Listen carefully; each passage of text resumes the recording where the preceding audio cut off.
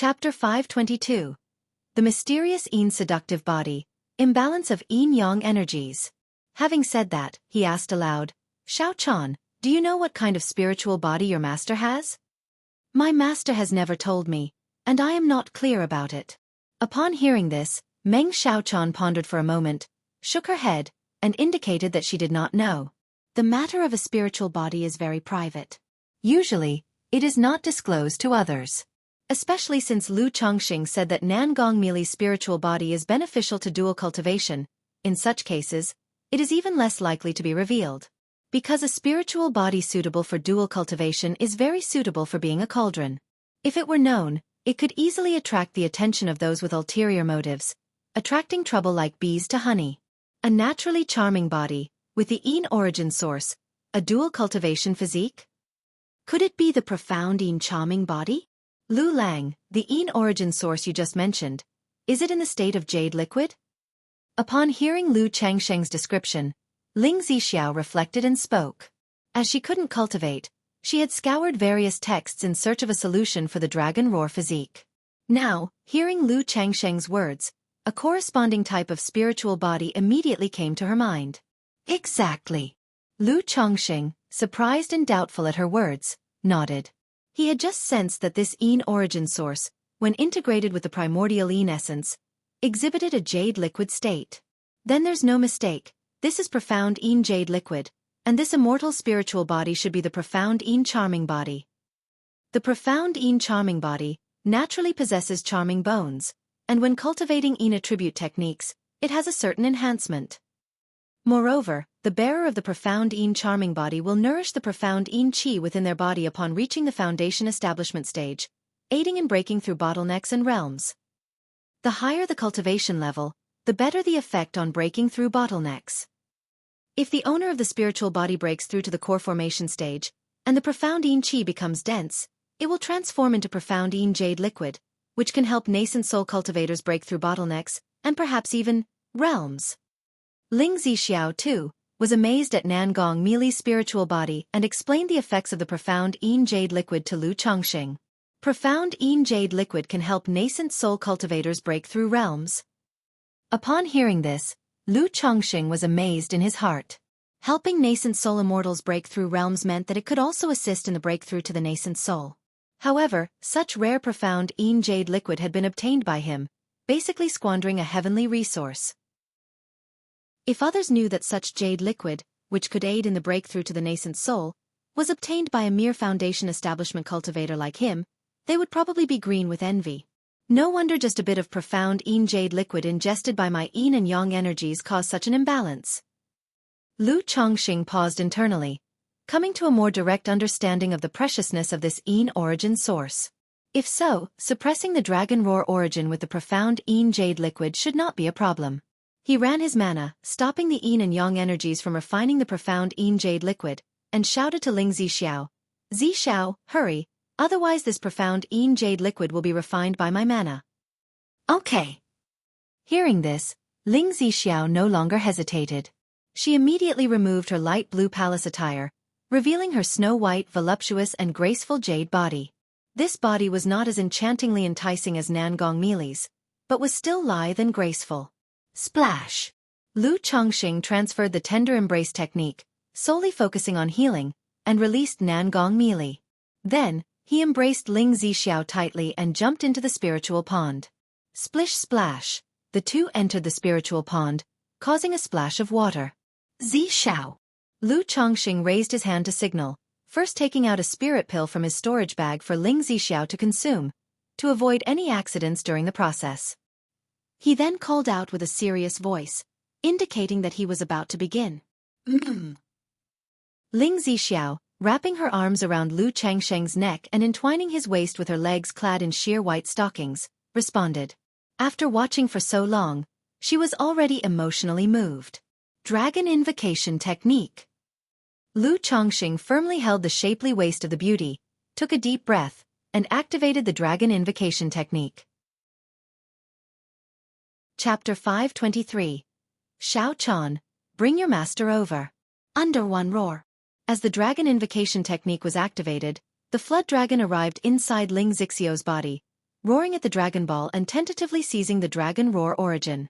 Immediately, the slumbering dragon soul within the Dragon Ball was awakened, bursting forth with a commanding dragon cry, with an imposing aura in waves. Ugh! Ling Zixiao let out a muffled grunt, wrapping her arms around Lu Changsheng's neck. Zixiao, relax. Lu Changsheng knew that the process of seizing the Dragon Roar origin using the Dragon Invocation technique was extremely painful for Ling Zixiao. In previous seizures of the origin source, Ling Zixiao was almost unconscious, nearly passing out. He gently stroked her smooth skin, helping her body to relax. Then, he activated his cultivation technique and infused the profound Yin Jade liquid into the spiritual pond. After a moment, the profound Yin Jade liquid near the flood dragon transformed into a black phoenix bird. Screech! The phoenix bird, upon seeing the Dragon Ball, cried out, spread its wings, and dove towards it, swallowing the golden Dragon Ball into its stomach. In an instant, the boiling turbulence of the spiritual pond began to subside. Could the effect be this good? Lu Changsheng was pleasantly surprised to see the profound Yin Jade liquid instantly suppress the Dragon Roar origin. He had guessed that the profound Yin Jade liquid could subdue the Dragon Roar physique. But he hadn't expected the effect to be this remarkable. Immediately, he operated the Dragon Invocation technique, letting the flood dragon roar and begin to snatch the Dragon Roar origin. Ling Zixiao's body tensed as the dragon and phoenix struggled, with the flood dragon seizing the dragon pearl essence. Her fair skin glowed pink and became covered with a layer of fine sweat droplets. This was also one of the reasons Lu Changsheng brought Ling Zixiao to the spiritual pond. Although the spiritual energy in the pond wasn't particularly dense, it still had some nourishing effects. It could slightly alleviate the pain of the backlash from the Dragon Roar physique. Roar! Under the flood dragon's seizure, a strand of golden Dragon Roar origin slowly emerged from the Dragon Ball and the black phoenix bird's body. But immediately, the Dragon Ball, suppressed by the phoenix bird, started to violently thrash, and the dragon soul roared ferociously, almost bursting out. The black phoenix bird, facing the situation, also flapped its wings and issued continuous cries, attempting to suppress the Dragon Ball. However, this was the dragon soul's territory within the spiritual pond after all, where the dragon soul held sway. Even though the phoenix bird was stronger than the dragon soul at the moment, it couldn't easily suppress the Dragon Ball. Suddenly, a fierce struggle between the dragon and the phoenix commenced. The just calmed spiritual pond, at this moment, began to roil and boil once again. Seize! Lu Changsheng dared not hesitate. He knew that it was better to endure short-term pain than to prolong the suffering. The flood dragon roared, ready to swallow the strand of Dragon Roar origin in one gulp. All at once, it seemed as if raging waves surged within Ling Zixiao, roaring continuously. Bring the elixir. Seeing this scene, Lu Changsheng knew that even with the profound Yin Jade liquid suppression, the Dragon Roar physique would still cause some backlash. Moreover, Ling Zixiao was already in a weakened state.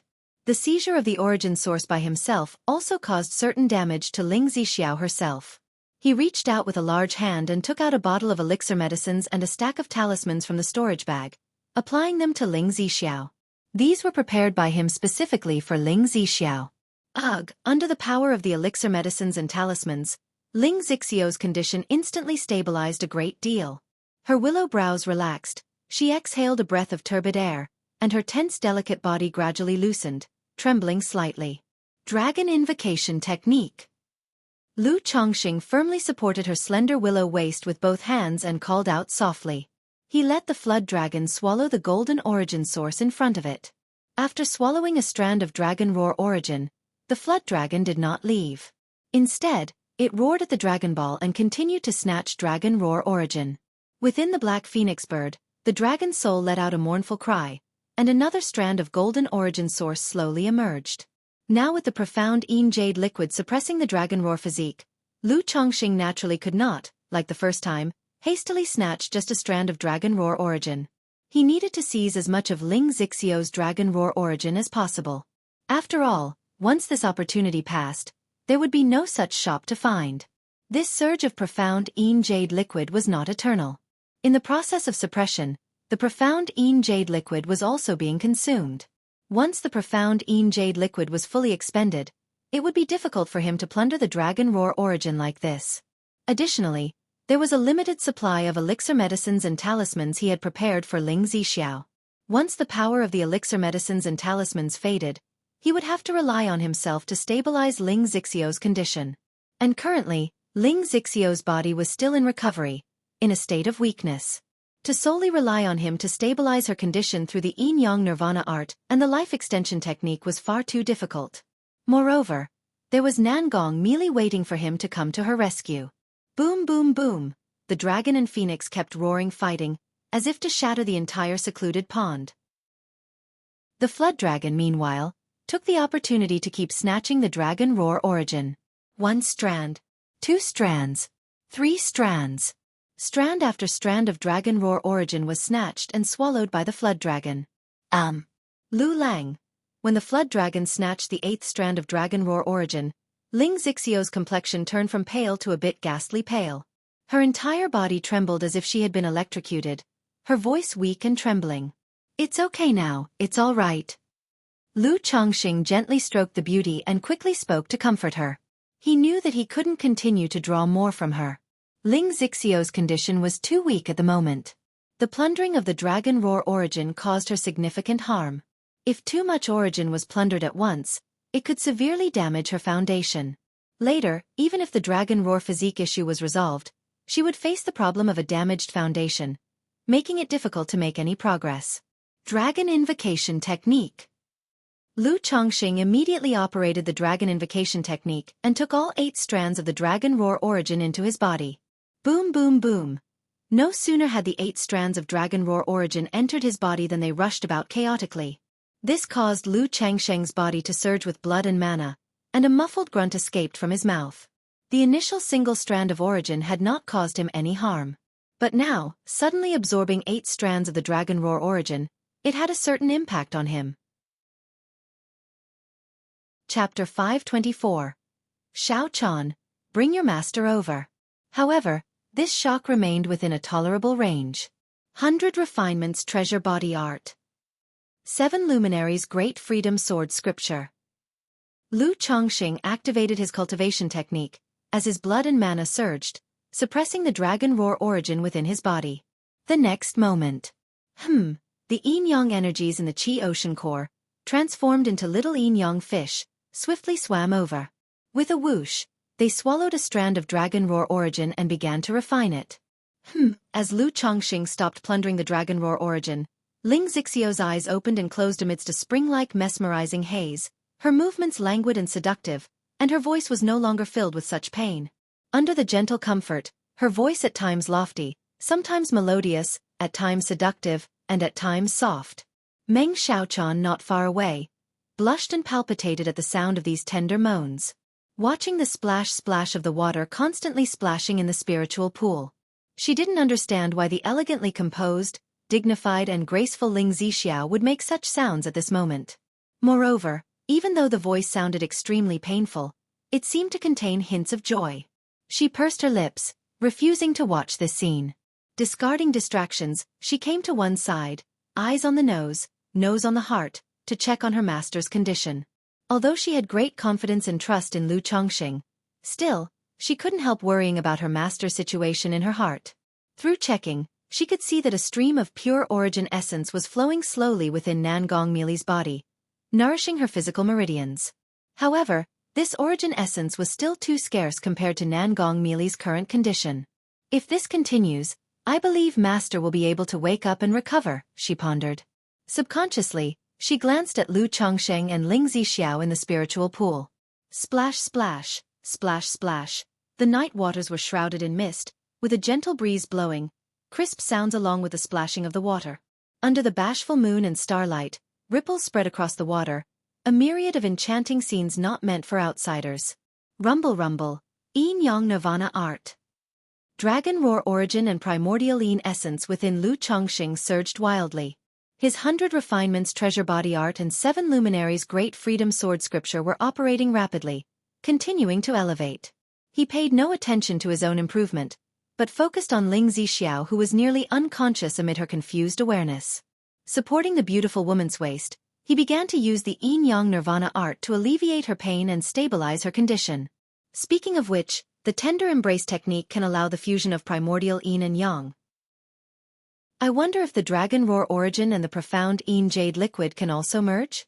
Lu Chongqing tightly held her slender waist, maintaining the rhythm, and looking at the profound Yin Jade liquid in Ling Zixio's body, he thought about his own Yin-Yang energies. If the two origins could merge, perhaps there might be unexpected benefits. No sooner said than done. After stabilizing Ling Zixio's condition with the Yin-Yang Nirvana art, he began to activate the tender embrace technique. He attempted to fuse a portion of the profound Yin Jade liquid with Dragon Roar origin. Under the operation of the cultivation technique, the two origins slowly began to merge. However, they could not achieve a perfect fusion like the primordial Yang and Yin, hence creating one from two, and two from three. As expected, it won't work, he said with a slight shake of his head. Lu Chongqing knew it wasn't just a match of one Yang origin and one Yin origin that could merge.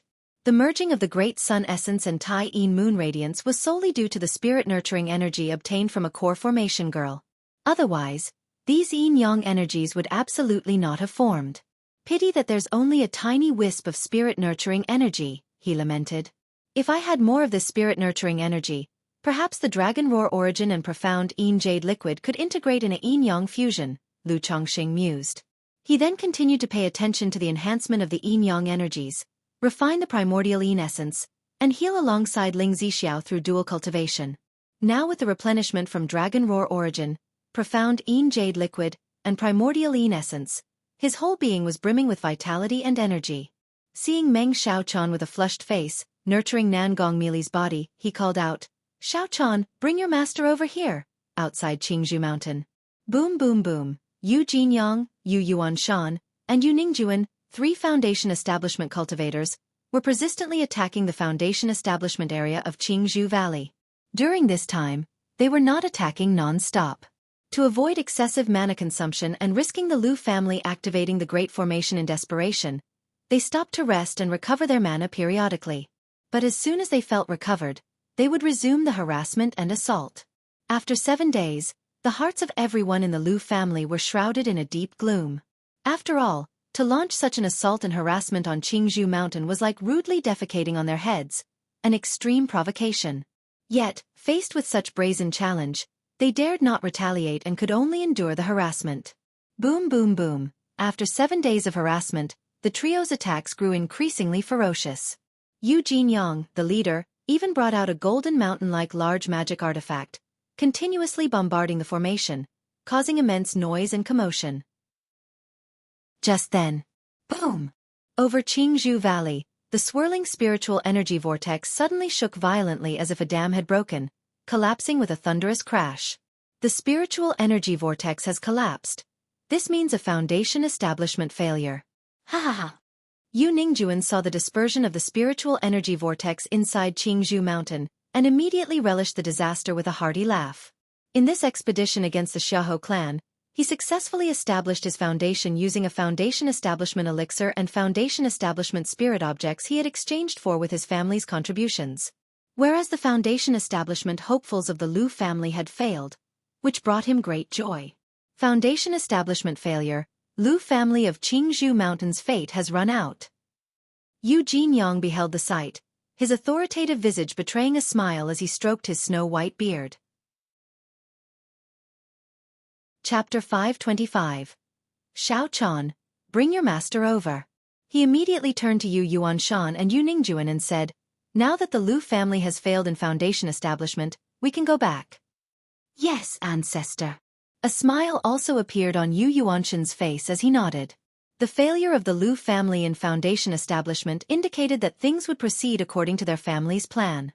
As long as the Zheng family ancestor, Lu Yuanzhong, was dead, those two spiritual lands, along with the Red Leaf Valley Market, would fall into the hands of their Yu family.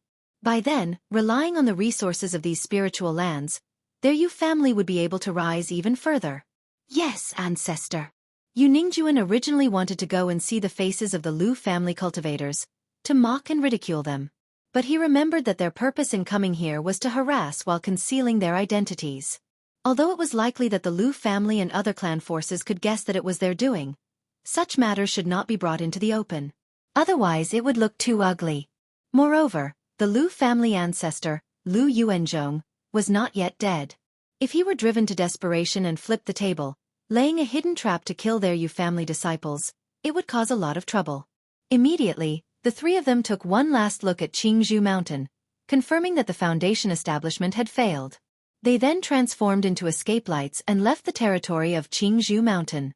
Within Qingzhou Mountain, the spiritual energy vortex has dispersed. This is a failed breakthrough. Damn it, if it weren't for these three Foundation establishment great cultivators constantly disrupting and harassing us, how could this have happened? Is this the heavens wanting to destroy our Lu family? The family has Elder Yuan Zhong and Uncle Chongqing, who is a second-grade talisman master. There's still a chance to continue nurturing for Foundation establishment in the future. The Lu family members saw the dispersal of the spiritual energy vortex above Qingzhou Valley, and all had unsightly expressions, feeling heavy-hearted. Knowing the dispersal of the spiritual energy vortex signified that the Foundation establishment had failed. Ancestor, I have failed your expectations. I've let the family down. Lu Miaofeng walked out of the secret chamber weakly, his eyes bloodshot and voice hoarse. Failure in Foundation establishment, even after consuming a Foundation establishment elixir, caused him a certain amount of injury. Sigh, this is not your fault. Lu Yuanzhong's face seemed to age a lot all at once. Looking at the younger generation in front of him, he deeply sighed. He was someone who had been through it all. He knew the difficulty of Foundation establishment, especially when the entire family's survival and future were all on one's shoulders. This pressure, burden, and responsibility were truly too heavy. Back then, he had a good environment to concentrate on breaking through Foundation establishment. But for Lu Miaofeng, this Foundation establishment elixir not only carried the future survival of the family, it also embodied his high hopes and the sacrifice made by Lu Miaoga. With all those psychological pressures, and coupled with the disturbance from external enemies, it was natural for his mental and emotional state to be affected. And for breaking through bottlenecks and realms, the state of one's essence, energy, and spirit are all very important. Lu Chongqing, preparing for his Foundation establishment breakthrough, took nearly half a month to adjust his state even in a nearly sure-win situation. Ancestor. Paying respects to the ancestor. Ancestor, Miaofeng, Fenger. At this time, Lu Yuanding, Lu Miaoga, and other Lu family elders and core members came to the depths of Qingzhou Valley to pay respects to Lu Yuanzhong and to visit Lu Miaofeng. At this moment, they were all heavy-hearted. The other Lu family disciples were not aware of Lu Yuanzhong's condition. Being Lu family elders and part of the core leadership, they naturally knew that Lu Yuanzhong was now in a bad state with not much life left. Now that Lu Miaofeng had failed in Foundation establishment, within 10 years, they would be powerless to gather the wealth needed to obtain another Foundation establishment elixir and to cultivate for Foundation establishment. All the elders, Sister Miaoga, I've failed to meet your expectations. I've let the family down. Seeing everyone, Lu Miaofeng clasped his hands into fists, veins popping, biting his lips until they bled red, and bowed deeply with a hoarse voice. He knew the family had spent much cost and effort on this Foundation establishment elixir and 3 Foundation establishment spiritual objects. But now, with his failed Foundation establishment, all these costs and efforts had turned into ash. Miaofeng, you should rest well now. Do not hurt your body and affect your Foundation. Lu Yuanzhong, seeing Lu Miaofeng in this state, sighed softly and had someone take Lu Miaofeng away to rest. Although with the protection of a Foundation establishment elixir, failure in Foundation establishment would not pose any major issues. Without proper recuperation and cultivation, it could still affect his Foundation. Especially with Lu Miaofeng's current mental state, which obviously had some problems. If not adjusted, it could even lead to a heart demon. The Lu family's current high-level combat power was already scant, with no successors. If Lu Miaofeng were to suffer another mishap, it would be another great loss for the Lu family. Yes, ancestor. Elders, Miaofeng is taking his leave. Knowing his current state was very bad, Lu Miaofeng, with a pallid complexion, nodded slightly and bowed before excusing himself. Now that Miaofeng has failed in Foundation establishment, in the upcoming time, consolidate and integrate the family business, and dispose of the smaller businesses. After Lu Miaofeng had left, Lu Yuanzhong looked at Lu Yuanding, Lu Miaocheng, and the others and spoke out. It sounded very much like he was preparing the family for future contingencies. Yes. The others, upon hearing Lu Yuanzhong's words, all looked heavy-hearted and troubled. Ancestor, I am now at the peak of the 9th level energy refinement. In a few months, once I refine my mana to be smooth and satisfactory, I can attempt foundation establishment. At this moment, Lu Miaoge said with her lips pursed. She had broken through to the 9th level energy refinement 6 years ago. It was only because she switched to cultivating the Saturn Solar Sword technique that she delayed her progress in cultivation. It's not possible. As soon as she spoke, Lu Yuanzhong and Lu Yuanding immediately objected. Miaoge, if there is no foundation establishment elixir, attempting foundation establishment is extremely dangerous without guarantee, and absolutely not something to try lightly. Lu Yuanzhong looked at Lu Miaoge and said in a grave voice.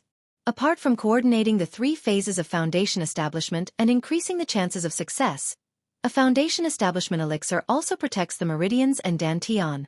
Otherwise, a failure in foundation establishment could lead, at the lightest, to injury and regression in cultivation level. Chapter 526. Xiaofan, bring your master over. For the repercussions could be severe, causing damage to the energy channels and rendering one crippled or even leading to death. Lu Miaoge was not only one of the Lu family's top combat power. She was also a first-grade top-level talisman master, in the process of breaking through to the 2nd grade. The Lu family absolutely would not allow her to attempt to break through to foundation establishment without a foundation establishment elixir. Seeing this, Lu Miaoge gently nodded her head, without speaking a word. Miaoge, Chongqing should be back soon, right? At this time, Lu Yuanding asked Lu Miaoge. The situation of the Lu family was not good, morale was low. If Lu Chongqing, the 2nd-grade talisman master, were present to preside over the clan, it could serve as a deterrent and stabilize the people's hearts and morale. Moreover, with Lu Changsheng's guidance, Lu Miaoge would be able to advance to a 2nd-grade talisman master even faster.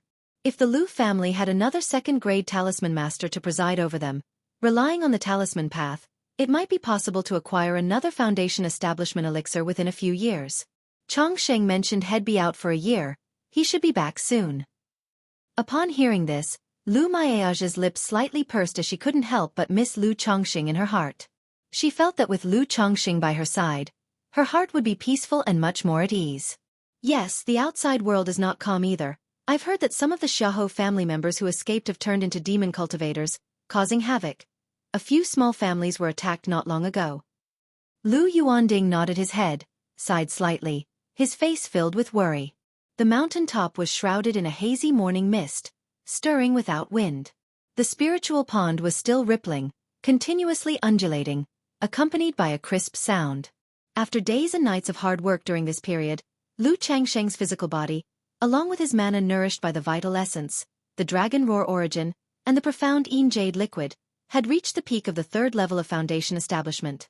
Precious light flowed all around his body, encircled by spiritual light, undulating like waves, one after another.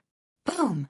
At that moment, the liquid mana in his Qi Ocean core expanded to the limit of the initial stage of foundation establishment. The 7 luminaries' Great Freedom Sword scripture began operating automatically, initiating the breakthrough. He was facing the bottleneck from the initial stage of foundation establishment to the middle stage. Feeling the threshold of the breakthrough challenge, the yin-yang small fish inside Lu Chongqing, while refining the dragon roar origin and the profound Yin Jade liquid, surged into the core lake in his dantian, causing the lake's water to roil. Simultaneously, the spiritual pressure from the outside increased, and massive amounts of spiritual energy swept toward Lu Chongqing to converge upon him. Boom, boom, boom. Under the influence of the yin-yang energies and the spiritual energy, the core lake whipped up waves and towering billows that lashed out against the yin-yang 5 elements foundation base. The bottleneck that trapped countless people, before Lu Chongqing, was effortlessly and naturally broken through. The mana spirit lake expanded significantly in an instant, with droplets of liquid mana forming. The Tao Foundation's jade platform burst forth with spiritual light, crystal clear and appearing more solid and powerful. This is another breakthrough. By the side of the spiritual pond, with a pale face and wearing a blue dress, knees held by folded arms, Ling Zixiao sensed the tumult. She turned her head towards the pond where Lu Chongqing, pressed by Nangong Meili, showed an expression of surprise on her face. It hadn't been long since Lu Changsheng's previous breakthrough. And now he had broken through again. But thinking of Nangong Meili's profound charming body, she came to a realization. The profound Yin Jade liquid could help break through bottlenecks during core formation. For foundation establishment cultivators, it naturally had great benefits, such as enhancing cultivation level and breaking through bottlenecks. Ha! This cultivation level, it isn't the late stage of foundation establishment, it's the middle stage? Ling Zixiao sensed the might of this mana and spiritual pressure, discerned Lu Changsheng's true cultivation level, and was slightly startled with an incredulous look on her face. Previously, she had always thought Lu Changsheng was at the middle stage of foundation establishment. She hadn't expected that Lu Changsheng had just broken through to the middle stage. That is to say, before this Lu Changsheng's cultivation level was only at the second level. Thinking of how Lu Changsheng, with merely foundation establishment second-level cultivation, managed to kill 5 foundation establishment cultivators. And among them, one was the renowned purple-robed wanderer from Jiuxiao Immortal City. For a moment, Ling Zixiao didn't know what to say. Such combat prowess and strength were simply outrageous. In her many years at Jiuxiao Immortal City, she had never heard of such a person. Even the heavenly sword-wielding true disciples of the renowned heavenly sword sect perhaps didn't possess such fighting power. If this achievement were to be known, Lu Changsheng's name would likely become famous immediately. However, such a matter when it comes to him, seems quite reasonable. Ling Zixiao watched Lu Changsheng, thought about his various performances, and murmured to herself in her heart. She felt that this level of power was not unacceptable. After all, he had long ago ceased to be measured by ordinary standards. Had it not been for Lu Changsheng's usual demeanor and actions, which didn't really resemble that of an old monster reincarnating by seizing a body, she would have been tempted to suspect that Lu Changsheng was an old nascent soul monster reincarnated. Meng Xiaofan, who was meditating with her eyes closed nearby, sensed this spiritual pressure and aura. She opened her beautiful eyes, somewhat surprised as she looked towards Lu Changsheng. She didn't expect Lu Changsheng to have broken through to the middle stage of foundation establishment already. Although she didn't know when Lu Changsheng had made his breakthrough to foundation establishment. She knew that she had been a few years ahead of him. Having been nurtured by the 5 Poisons cult and Nangong Meili, her current cultivation level was still in the 3rd level of foundation establishment. But now, Lu Changsheng had made the breakthrough to the middle stage before her. As expected of Lu Lang. Meng Xiaofan looked at Lu Changsheng, her eyes full of admiration and joy. She felt happy for Lu Changsheng and somewhat proud. After all, it seemed she had a bit of credit for him being able to break through so effortlessly. Right? However, when she saw that Lu Changsheng seemed to be looking towards her, she immediately closed her eyes, pursed her lips, and pretended not to notice. Before, Lu Changsheng had asked her to help hold on to the master, and then, it had caused an unprecedented impact on her Dao heart. She was afraid that Lu Changsheng would continue to ask her to help hold the master again. Chapter 527. Xiaochan, bring your master over. Under 5, indeed. Diligent practice pales in comparison to fortuitous opportunities. This is the true way to cultivate. Lu Changsheng, seeing how easily he had broken through to the middle stage of foundation establishment, showed a faint smile on his face and sighed with emotion. In order to break through to the middle stage of foundation establishment more quickly, he had refined many elixirs suitable for the early stage of foundation establishment to advance his cultivation level. But at this moment, they were basically unnecessary. Now that I've broken through to the middle stage of foundation establishment and have the profound origin bead at my side, I can easily defeat cultivators at the middle stage of foundation establishment, and I can even start to use magical treasures, Lu Changsheng contemplated as he looked at the profound origin bead circling above his dantian. The small realm from the 2nd level to the 3rd level of foundation establishment didn't offer a significant improvement. However, breaking through from the early to the middle stage of foundation establishment had almost doubled his mana.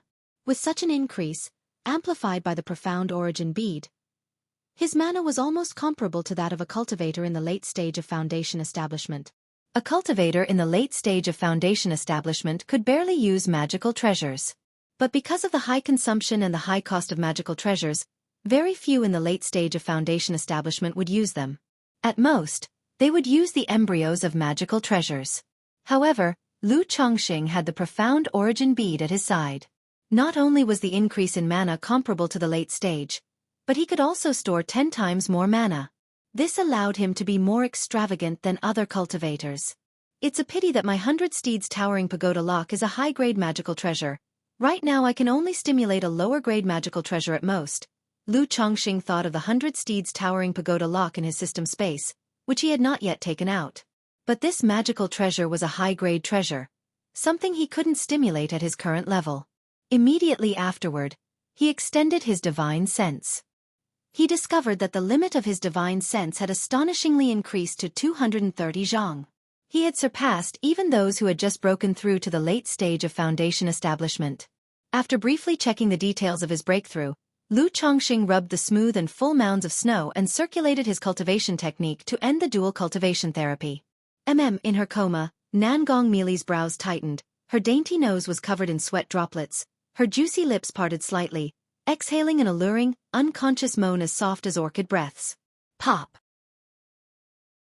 Lu Chongqing let go of the graceful Nangong Meili and prepared to consolidate his cultivation realm. Despite engaging in dual cultivation day and night, even with him cultivating the 100 refinements treasure body art, his body tough as iron, and nourished with essence the dragon roar origin, and the profound Yin jade liquid, he still felt fatigue. Moderation was key to ensure lasting progress. He sent out his divine sense to check Nangong Meili's current condition, to see how effective his efforts during these days had been. The state of her physical frailty has almost alleviated, her meridians and dantian are withered and strained, but with gradual nourishment, they should also not be a problem. It's just this true elixir, still dim and lusterless, without the slightest change. Lu Chongqing looked at the condition inside Nangong Meili and frowned slightly. With such prolonged dual cultivation, Nangong Meili's condition had indeed improved a lot. Probably after some more time, she should be able to wake up. But as for the recovery of her true elixir cultivation level, it would probably still be difficult. Forget it, as long as she can wake up, that's enough. I'm just a foundation establishment junior cultivator. How could I understand the condition of a nascent soul immortal? Lu Chongqing exhaled lightly and shook his head. He held the fragrant soft jade in his arms and walked out of the spiritual pool. It had to be said that Nangong Meili was truly a peerless beauty. After many days of dual cultivation, he had yet to reach a sage-like state. He still found Nangong Meili in his arms to be incredibly alluring, endlessly enchanting. He was somewhat looking forward to the dual cultivation healing after Nangong Meili awakened. Lu Lang. Seeing that Lu Chongqing had finally stopped, Ling Zixiao let out a sigh of relief and approached with concern. After all, Lu Chongqing had been healing Nangong Meili, then had resolved his own issue with the dragon roar physique, before proceeding to heal both of them together. Throughout it all, he hardly had any rest. Lu Lang, seeing this scene, Meng Xiaochan also immediately went forward with a worried expression. I have just had a breakthrough and need to consolidate my cultivation realm. Xiaochan, watch over your master for me. After I consolidate my cultivation, I'll continue healing your master, Lu Chongqing spoke. All right, thank you, Lu Lang. Hearing this, Meng Xiaochan immediately nodded and responded, taking her master into her own arms from Lu Changsheng's embrace. Lu Chongqing turned to Ling Zixiao and asked with concern, Zixiao, are you all right now? After their recent session, Ling Zixiao's condition had returned to an extremely weakened state, needing further care, but he was still unclear about the current status of her dragon roar physique. I'm fine, my husband, you should focus on consolidating your cultivation, Ling Zixiao said with a smile, indicating that her concern was not urgent. All right. Hearing this, Lu Chongqing nodded and sat down with his eyes closed to consolidate his cultivation. Chapter 528. Nurturing the True Elixir with Yin-Yang Energies. Nangong Meili wakes up. _1 Lu Chongqing sat cross-legged, circulating the 7 luminaries' Great Freedom Sword scripture. He used the remaining primordial Yin vital energy and profound Yin jade liquid inside his body to consolidate his cultivation level. After days of dual cultivation and refining, very little of the primordial Yin vital energy and profound Yin jade liquid remained. It was no longer sufficient to support his continued breakthrough. Nevertheless, Lu Chongqing was satisfied with advancing from the 2nd level to the 4th level of foundation establishment. After all, most of his profound Yin jade liquid was used to suppress the dragon roar physique and nourish the Yin-Yang energies. As the cultivation technique was fully activated, 7 elegant yet fierce strands of sword qi emerged from Lu Changsheng's body, swirling around him and exuding a sharp and piercing aura. Is this a sword cultivator? Lu Lang is actually a sword cultivator? Ling Zixiao and Meng Xiaochan looked at each other with a mix of surprise and speculation upon seeing Lu Chongqing meditate and regulate his breathing. The sharp and domineering sword qi mana convinced them that Lu Chongqing was a sword cultivator. Yet Lu Changsheng's usual demeanor, behavior, and combat methods did not resemble those of a sword cultivator at all. They thought to themselves, could it be that Lu Chongqing practiced sword technique simply because he happened to possess an excellent sword scripture? Just how many secrets does he have? Ling Zixiao gazed at the meditating Lu Chongqing. Then, supporting her cheek with her hand, she studied his handsome features. Usually, Lu Chongqing appeared gentle and refined, with a calm and detached demeanor. Like an orchid or a noble pine. His presence was indescribably comfortable and soothing, as though one was basking in the spring breeze. However, now as he fully activated the seven luminaries' great freedom sword qi, his entire person revealed a sharp edge, and his eyes seemed to carry an additional hint of cold arrogance and dominance. Is this his true appearance? Ling Zixiao silently pondered. In her presence, Lu Chongqing always behaved with genteel refinement, much like a modest gentleman. This made her feel uneasy. After all, she believed that a genius like Lu Chongqing should naturally be very proud. In her view, this current sharp and arrogantly dominant demeanor was more fitting for Lu Changsheng's temperament. Boom, boom, boom. Unaware of the women's thoughts, Lu Chongqing fully activated the sword scripture, and mana surged through his body like a raging river. He also turned his mental spirit inward, inspecting his own qi ocean core and yin-yang 5 elements foundation base. In his opinion, the greatest enhancement from this breakthrough wasn't his cultivation level, but the foundation. After the yin-yang energies devoured and refined the 8 strands of dragon roar origin, they also consumed and refined a considerable amount of profound yin jade liquid. Now, the yin-yang energies resembled 2 distinct yin and yang fish. Previously, the yin-yang energies would only merge into one to form a yin-yang fish when they were engaged in action. But now, in a normal state, they were nearly forming into little fish. The yin-yang little fish circled the 5-color Dao platform to the east, emanating an inexplicable charm. My Dao foundation has become about 20% more robust than before. If my yin-yang energies can progress further and fully transform into yin-yang fish, my Dao foundation will undergo some sort of metamorphosis. Lu Chongqing quietly experienced his Dao foundation and pondered in his heart. He felt that as long as he devours and refines enough yin-yang origin source, the yin-yang energies will completely transform into yin-yang fish. At that time, his Dao foundation would experience some kind of metamorphosis. As to what the metamorphosis would entail, he was not clear. But deep down, he had such a feeling. However, yin-yang origin source is exceedingly rare. I am already fortunate to have obtained so much of it. To allow the yin-yang energies to devour enough yin-yang origin source and undergo metamorphosis will likely be very difficult. Lu Chongqing knew just how scarce this type of yin-yang origin source was, and did not cling to expectations. 9 days later. Huff! Lu Chongqing opened his eyes and expelled a turbulent breath, like a sword, stabilizing his cultivation realm. Congratulations to Lu Lang on breaking through to the middle stage of foundation establishment. Congratulations to Lu Lang on the great improvement of your mana. The 2 women beside the spiritual pond saw Lu Chongqing awaken and immediately smiled, offering their congratulations. Hee, it's just a minor improvement, Lu Chongqing said with a light laugh. Without you guys, I wouldn't have been able to break through. For Lu Chongqing, waking up to care and congratulations felt rather pleasant. The path of cultivation is cold and lonely. One should be accompanied by a partner and a beloved. If on the path of cultivation one seeks only immortality, and cultivates alone to the end, accompanied only by loneliness, what is the point?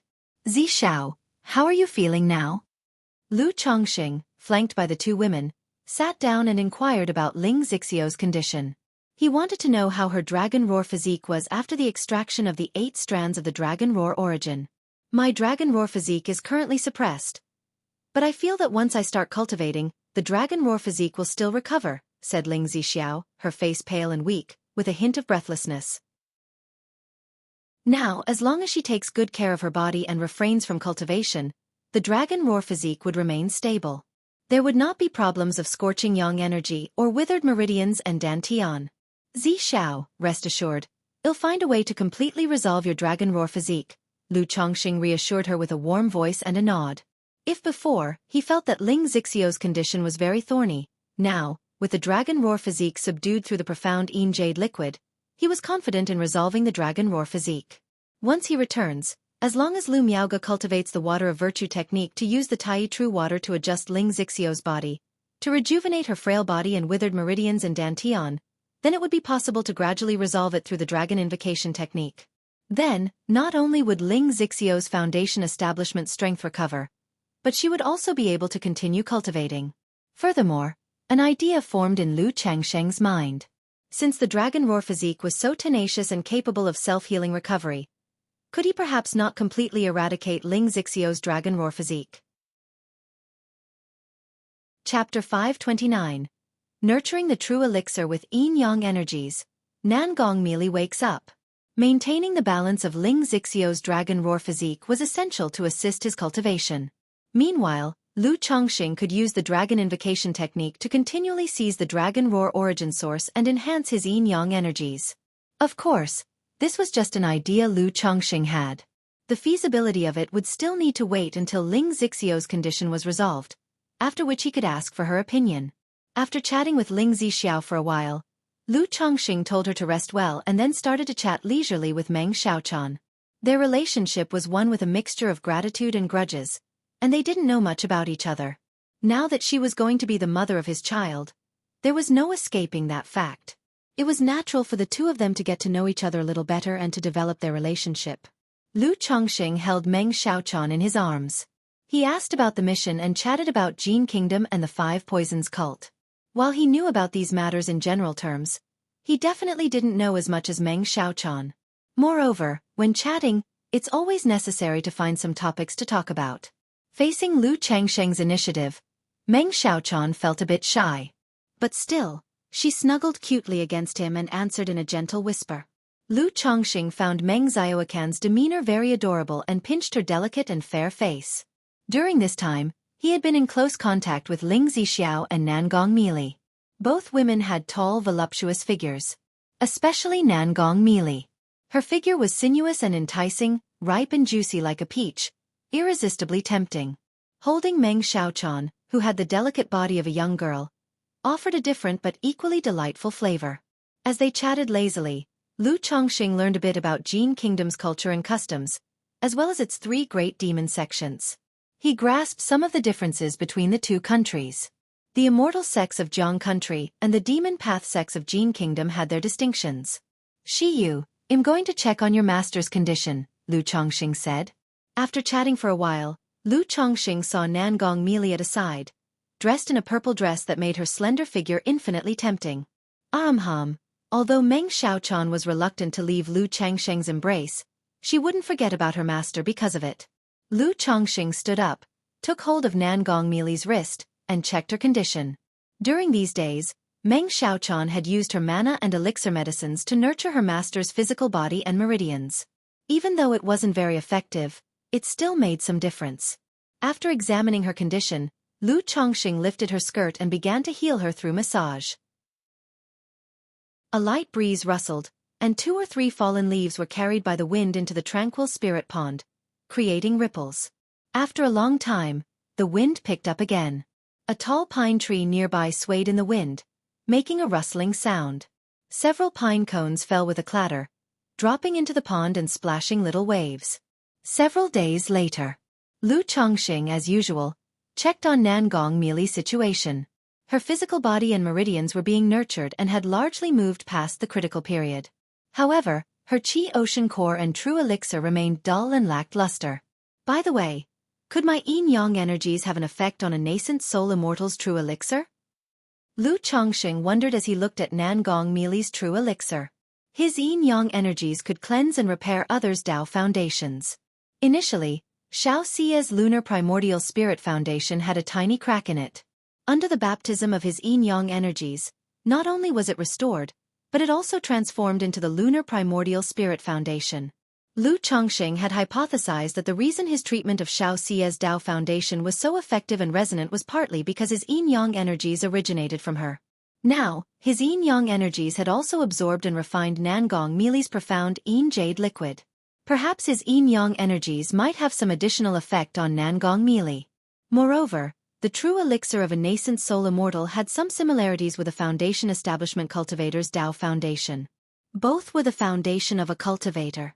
If his yin-yang energies could cleanse a Tao foundation, perhaps they could have some effect on the true elixir as well? No sooner thought than done. Lu Chongqing positioned her with her back to him, rubbing her snow-white bottom until it blushed like dawn. Then he transferred his yin-yang energies into Nangong Meili's body. He then embraced her limp body and sent his divine sense into her to observe the effect of the yin-yang energies, to see if they could have the desired effect on the true elixir as he had guessed. He saw his yin-yang energies swimming like two small fish slowly into Nangong Meili's Qi ocean core. They then gently made their way towards the dimly lit, purple true elixir. Along the way, a trace of yin-yang energies seeped into the dull true elixir. It actually works? Seeing this, Lu Changsheng's hand instinctively squeezed her abundant and soft body, feeling it flow through his fingers. He noticed that the yin-yang energies were nourishing the true elixir. But as for the effects, he wasn't sure. This was something probably only Nangong Meili herself would be aware of. He quietly observed the yin-yang energies nourishing the true elixir. Eventually, as the yin-yang energies were depleted, the once dull and lightless purple true elixir seemed to brighten a shade at that moment. It seems to have some effect. Unexpectedly, my yin-yang energies can actually nourish the true elixir, exclaimed Lu Chongqing, somewhat surprised. He gained a new understanding of the effects of his yin-yang energies. Feeling his Tao foundation continuing to transform, he thought that in the future, his yin-yang energies might even be able to cleanse and repair a golden core. Pop! Then, he let go of the limp Nangong Meili in his arms. Moderation leads to endurance and a long journey ahead. Transferring his yin-yang energies into someone else's body didn't cause Lu Chongqing too much loss. Chapter 530. Nurturing the true elixir with yin-yang energies. Nangong Meili wakes up. It would take about 10 days to half a month to recover. But relatively speaking, it still consumes a lot of mana and vital energy. Because the yin-yang energies are not an endless source, they also require consumption of one's own resources to replenish. Moreover, to be safe and to avoid Nangong Meili seeking revenge after waking up from his treatment, Lu Chongqing still needed to maintain his condition as much as possible. Otherwise, after working tirelessly day and night, if he was in a weakened state and then Nangong Meili woke up and attacked him, wouldn't it be embarrassing? However, he had promised Meng Xiaofan to save a life. Having gained enough benefits himself, Lu Chongqing naturally would fulfill his duty to save that person. After meditating to recuperate, chatting intimately with Ling Zixiao and Meng Xiaofan to foster feelings, Lu Chongqing continued healing and saving the person. Seeing that Nangong Meili had passed the critical period and had a certain capacity for self-healing, to help the other party recover consciousness sooner without affecting her foundation, Lu Chongqing proceeded as planned. He performed the Nirvana art, consuming his origin source energy to treat and organize the hidden injuries within Nangong Meili. Under the treatment of the Nirvana art, Nangong Meili's thick long eyelashes fluttered slightly. Her mouth parted to release a soft, charming sound. Lu Chongqing, however, didn't pay much attention to this light moan.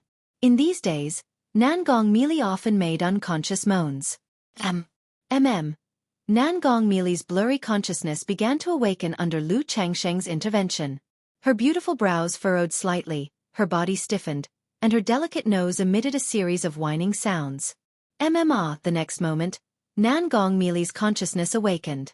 Her phoenix eyes gently opened, her pupils were hazy, and from her red lips came an alluring moan that could make one's bones go soft. What are you doing?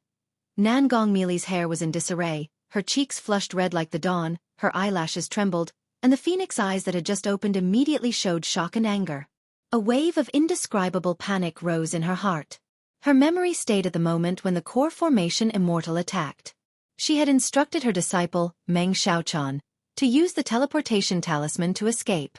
But now, facing such circumstances made her feel a surge of shock, anger, and panic. After all, she realized instantly that she was currently in a very weak state. Her limbs were limp, her graceful body lacking the strength to move. Her entire tall and exquisite body could only be shaken and jolted without the strength to struggle. Coming from the demon path, she was fully aware that being in such a situation, it would be extremely difficult for her to escape the danger. "Master, you're awake." Just at this moment, a light and joyous voice rang out, startling Nangong Meili. It wasn't just her who fell into someone's evil clutches. Her disciple, Meng Xiaochan, was also in the same plight? Thinking of her current state and being manhandled in front of her disciple, Nangong Meili's body trembled with humiliation, and a murderous intent appeared in her eyes. "You're awake so soon?" Lu Chongqing, seeing Nangong Meili awaken, was a bit surprised as well. Based on his examination, he had deduced that Nangong Meili would awake only after a few more rounds of treatment. He had not expected her to wake up now. Could it be due to the previous effects of the yin-yang energies nurturing true elixir? Lu Chongqing guessed inwardly. He also didn't care too much. When she awoke, she simply awoke. Lu Chongqing remained silent for a moment before continuing to heal Nangong Meili's wounds. He then took her pale jade foot, which had a faint blush and pearl-like toes, into his palm, introducing a new method of treatment. "Emma." Nangong Meili struggled subconsciously to resist, but the resistance was minimal. Whether it was due to a lack of strength, or worry about being seen by her disciple, she could only allow the actions to proceed. And after a soft whimper, she bit her snowy white teeth tightly against her red lips. She didn't want to make a humiliating sound that might shame her in front of her disciple. "Master, how are you feeling?" Then, when Meng Xiaochan received no reply from her master, she continued to ask out of concern. "SSS." Lu Chongqing could clearly feel that, with Meng Xiaocan's voice, Nangong Meili's whole body instantly tensed up, making him involuntarily gasp in shock as he was healing her. "I'm fine." Nangong Meili's red lips moved slightly, her voice weak. But a sudden impact forced a long, charming moan from her mouth. In that instant, Nangong Meili trembled all over. A surge of humiliation and fury rose uncontrollably in the depths of her heart. She, a nascent soul immortal. One of the heaven spider emissary from the Five Poisons cult, one of the three great demon path sects of Jin Kingdom, how esteemed was her status? And at this moment, she was being humiliated and trampled upon like this. Nangong Meili's beautiful face was flushed red like rosy clouds, full of seduction. But her long narrow phoenix eyes were ice cold, filled with murderous intent. She wanted to flay the person behind her 1,000 times, tear his body into pieces, and imprison him in the goo pit to suffer the agonizing pain of 1,000 insects devouring his soul. "Master, don't worry, Lu Lang is healing you." Meng Xiaochan, hearing the crackling sounds like dry firewood burning intensely beside her, assured her own master. "Healing?" Upon hearing this, Nangong Meili's heart skipped a beat. She wondered if her disciple was out of her mind. But the next moment, she could feel that indeed, along with Lu Changsheng's rhythm, an origin source of vital breath was slowly entering her body, healing her. However, this method of healing made Nangong Meili feel incredibly humiliated and enraged. "You! Let go of me, I don't need you to heal me." Nangong Meili turned to look, her disheveled hair cascading over her creamy smooth shoulders as she spoke in a feeble voice. At this moment, the core formation master, whose beauty and allure were like a dream, had her fair complexion blushing and transparent, her charms rippling and ready to drip like water. Her misty, dreamlike phoenix eyes were indeed like captivating silk threads, possessing a magical charm that engulfed one completely. A few strands of sweat-dampened black hair clung to her pale cheeks, and her slightly parted lips added a pitiful yet enchanting allure to her appearance. In such a state, with her weak and charmingly melodious voice, she had not an ounce of authority. It was like an ordinary couple quarreling, as if saying, "I don't want to play with you anymore." "SSS." Lu Chongqing, looking at Nangong Meili's stunning beauty and dreamlike eyes, couldn't help but shiver with cold. Even though he was battle-hardened, facing the awakened Nangong Meili, he too felt somewhat unsteady. "If it weren't for Xiao Chan's request, do you think I'd be willing to heal you?" Lu Chongqing took a deep breath, his energy sinking into his dantian, and raised his hand to strike the now crimson blushing white expanse before him, signaling her to settle down a bit. Chapter 531. How is there an extra child? Under one smack. The slap left Nangong Meili's delicate and enchanting face in shock, her phoenix-like eyes displaying an incredulous hue. She had never expected Lu Chongqing to dare treat her this way. Such humiliation, trampling over her dignity. Her fragrant and sweaty body trembled incessantly, pale and weak, and her seductive and charming face was somewhat twisted, with cold murderous intent flashing in her eyes. However, upon glancing back at Lu Chongqing, facing such humiliation actually made her heart pound violently, stirring up indescribable emotions within her. Lu Chongqing noticed the murderous intent in Nan Gongmili's eyes and raised an eyebrow. He hadn't expected Nan Gongmili to dare harbor thoughts of killing him. It seemed the effect of the Lockhart goo was a bit lacking. He immediately slapped her again, making her recognize the situation. Smack! The snowy and rosy grinding stone surface immediately raised layer upon layer of waves. Through the information about the previous demon path incident in Jiuxiao Immortal City and chatting with Meng Xiaochan, Lu Chongqing had gained some understanding of Nan Gongmili's temperament. He knew that although she appeared unrestrained and seductively charming, she was actually cold-hearted and ruthless on the inside. Aside from Meng Xiaochan, who had gained her close affection and was willing to commit for her, she was heartlessly indifferent to everyone else. During the initial Jiuxiao Immortal City incident, a nascent soul immortal had died trying to save her, and she didn't even blink an eye. So in this case, even though he was helping her heal out of a healer's compassionate heart, she was not likely to be grateful and repay the kindness. Since kind assistance hadn't worked, he decided to change his approach. After all, the Lockhart goo was in effect. Once the bonds of affection were completely locked in place, he could then break into her inner heart and melt the ice in her heart, taking her home to be the mother of his children without haste. Of course, Lu Chongqing couldn't deny that Nan Gongmili's enchanting sensuality and pitiful face, coupled with her dominating and lofty regality, truly incited a desire to severely ravish her, so he couldn't control himself for a moment. Nan Gongmili's black hair was disheveled, her rosy cheeks icy, and her narrow phoenix eyes revealed a determined and merciless look. She said coldly, "Scoundrel, you humiliate me so, do you believe I will fight you to the death?" "Fight to the death? Who are you trying to scare?" Lu Chongqing scoffed upon hearing this. He knew very well that Nan Gongmili was extremely weak at the moment. Her true elixir dim. She couldn't even self-destruct if she wanted to. Saying that, he reached out and gave her full snowy peaks a squeeze, making her acknowledge the current situation. But he didn't go too far. After all, Meng Xiaochan was still there. She was, in a way, the future mother of his child. He didn't want to truly drive her into a corner and anger her. "Master, Lu Lang, please don't fight." Meng Xiaochan saw that as soon as her master woke up, she began arguing with her lover. Immediately, she bit her lip and stepped forward to hold Nan Gongmili's soft and powerless hand, saying softly, "Master, it's all Xiaofan's fault. Please don't blame Lu Lang. Xiaochan am fine." Nan Gongmili, seeing her disciple like this, misty-eyed and harboring murderous intent, gently closed her eyes, resigned and sighed. She knew that anger was pointless given her current circumstances. It was better to wait until her strength was restored and then think of a way. Otherwise, continuing to make a fuss would only make things worse for herself. Immediately, she used the little strength she had regained to cover her pale and seductive lips. Refusing to make a sound, she lay there like a dead person, allowing Lu Chongqing to do as he pleased. The night deepened. Pop! Lu Chongqing released Nan Gongmili, limp in his arms and her snowy peaks already flushed red like the dawn, and called out to Meng Xiaochan, "Xiaochan. Master, how do you feel now?" Meng Xiaochan immediately came forward to support her master. Nan Gongmili's eyebrows were tightly furrowed, her entire body ached, and her stunningly enchanting face was full of shame and rage. But in the face of her disciple's concern and care, she slightly relaxed her brow and with a slightly hoarse voice said, "Xiaochan am fine." As she spoke, she tried to stand up, only to draw in a sharp breath due to a sharp pain in her private parts. The pain made her narrow phoenix eyes flash with anger. She was painfully aware that this was not the first time she had been humiliated and trampled upon by Lu Chongqing.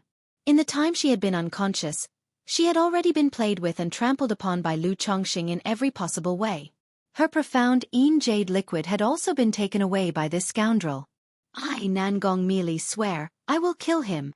I'll flay him alive, making him suffer the agony of 1,000 poisons consuming his heart." Nan Gongmili swore in her heart. Her beautiful eyes involuntarily glanced at Lu Chongqing. That look made her heart tremble. Again, she felt an indescribable sensation in her heart. Why has the bond of affection increased so much today? Lu Chongqing felt Nangong Meili's gaze in an instant. Somehow, he sensed that the bond of affection between Nangong Meili and himself had inexplicably tightened a bit. Could it be that because she had been in a coma before, the Lockhart goo wasn't very effective? Lu Chongqing considered as he looked at the cold and enchanting Nangong Meili, with her piercing phoenix eyes. Meng Xiaochan and Ling Zixiao had both told him about the general effects of the Lockhart goo. If the person it bound was too far from the goo master, the effect would be minimized. Only if the two were constantly together would the effect of the Lockhart goo be maximized. But whether being in a comatose state would affect the effectiveness of the Lockhart goo, he wasn't quite sure. What are you looking at? Nangong Meili, seeing Lu Chongqing still looking at her, became angry, her pale and enchanting face utterly cold. But her voice was weak and powerless, even slightly husky and charming, truly lacking any deterrence. It even made Lu Chongqing want to ravage her again. Master! Meng Xiaochan immediately hugged her master. Chapter 532. How is there an extra child? Then he turned to Lu Chongqing with an apologetic face and said, Lu Lang, you've worked hard, please rest well now. Lu Chongqing did not make things difficult for Meng Xiaochan and smiled gently, walking over to where Ling Zixiao was. Seeing Lu Chongqing walk away, Nangong Meili asked Meng Xiaochan through a voice transmission what exactly was going on. Meng Xiaochan, facing her master's question, claimed that Lu Chongqing was her Dao companion. It was only because she had gone to Jiang country that the two had separated. After using the teleportation talisman, she encountered danger, and it was Lu Chongqing who saved her. At that time, Nangong Meili's situation was extremely dangerous, and her life was hanging by a thread. She had no other option but to ask Lu Chongqing for help. But Lu Chongqing was just a foundation establishment cultivator. The only way to save someone was through dual cultivation using a secret technique. Faced with such a situation, it was only out of helplessness that she had let Lu Chongqing do such a thing to her master. She hoped that Nangong Meili would not blame Lu Chongqing. Master, I'm sorry, Xiaochan has deceived you.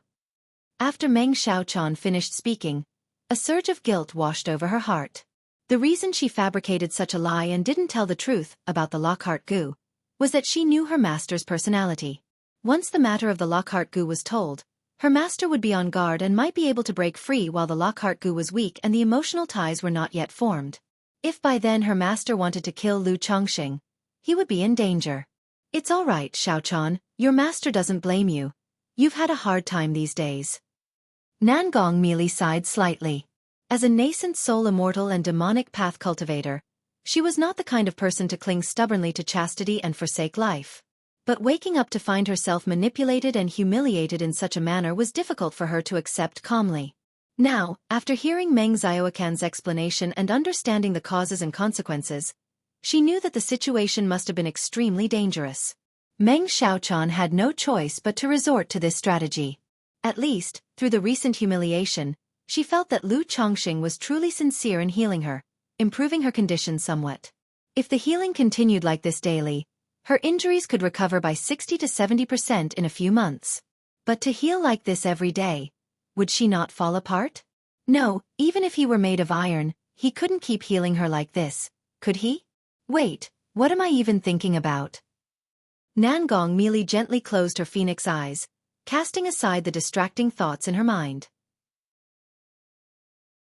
After a brief chat with Meng Xiaochan and understanding her current situation, Nangong Meili took out spiritual medicine from her storage ring and ingested it. She began to meditate and heal herself. Now that she was awake, she naturally could heal herself and didn't need to rely entirely on Lu Chongqing. Elsewhere. Lu Lang, now that this nascent soul immortal has woken up, it's not troublesome, is it? Ling Zixiao asked Lu Chongqing through a voice transmission after seeing Nangong Meili start to meditate and recuperate. Even though they had the Lockhart goo, she was still somewhat concerned about Nangong Meili's condition. After all, this was a nascent soul immortal, imposing and unattainable on ordinary days. Even if she was in a weakened state now, she should not be underestimated. What you said makes sense. Lu Chongqing, hearing this, thought it made a lot of sense. Through the Lockhart goo, he could roughly sense that the emotional bond between him and Nangong Meili was still very weak. nowhere near as strong as the relationship between Meng Xiaochan and himself. Whether this thread of emotion could restrain Nangong Meili was truly uncertain. After all, Nangong Meili had already harbored the intention to kill him. Right away, he stood up and came in front of Nangong Meili. "What are you going to do?" Dressed in a purple gauze skirt and with a graceful figure, the meditating Nangong Meili's heart jumped when she heard Lu Chongqing approaching, and her eyes flew open with a frigid expression, saying coldly, "I promised Xiaochan that I would heal you. However, just to be safe, you need to establish a heart demon oath and sign a spiritual contract, ensuring that you will be honest during this time and not harbor any malice against me," Lu Chongqing said with a faint smirk, looking at Nangong Meili's fierce facade. "Scoundrel, who asked you to heal me?" Upon hearing this, Nangong Meili's immediate recollection of the previous humiliation, when she was toyed with by Lu Chongqing, ignited her anger, and her eyes blazed with killing intent. During her meditation just now, she could still feel soreness all over her body, a dull pain in her lower body, making it difficult to calm her heart. "Master!" Seeing this, Meng Xiaochan immediately stopped her master's arm and called out. Nangong Meili really wanted to act at this moment. She might be very weak, but she still had a few life-saving items. But Meng Xiaochan was still there. Lu Chongqing, after all, was her disciple's Dao companion. If she had a deadly confrontation with him, the most heartbroken and distressed would be Meng Xiaochan. Moreover, without her, it would be very difficult for Meng Xiaochan to escape the pursuit of the Heavenly Sword sect, leave Jiang country, and return to the Five Poisons cult. It would be a matter of life and death. Whew! Nangong Meili took a couple of deep breaths, her face cold as frost, and made the heart demon oath. She swore that in the coming time, she would not take action against or harbor ill intent towards Lu Chongqing. Good. And now this spiritual contract. Seeing this, Lu Chongqing took out the spiritual contract. "You bastard, don't push too far." The murderous look in Nangong Meili's eyes almost became palpable. She had already taken the heart demon oath, yet Lu Chongqing was still asking her to sign a spiritual contract. To her, this was nothing but naked humiliation.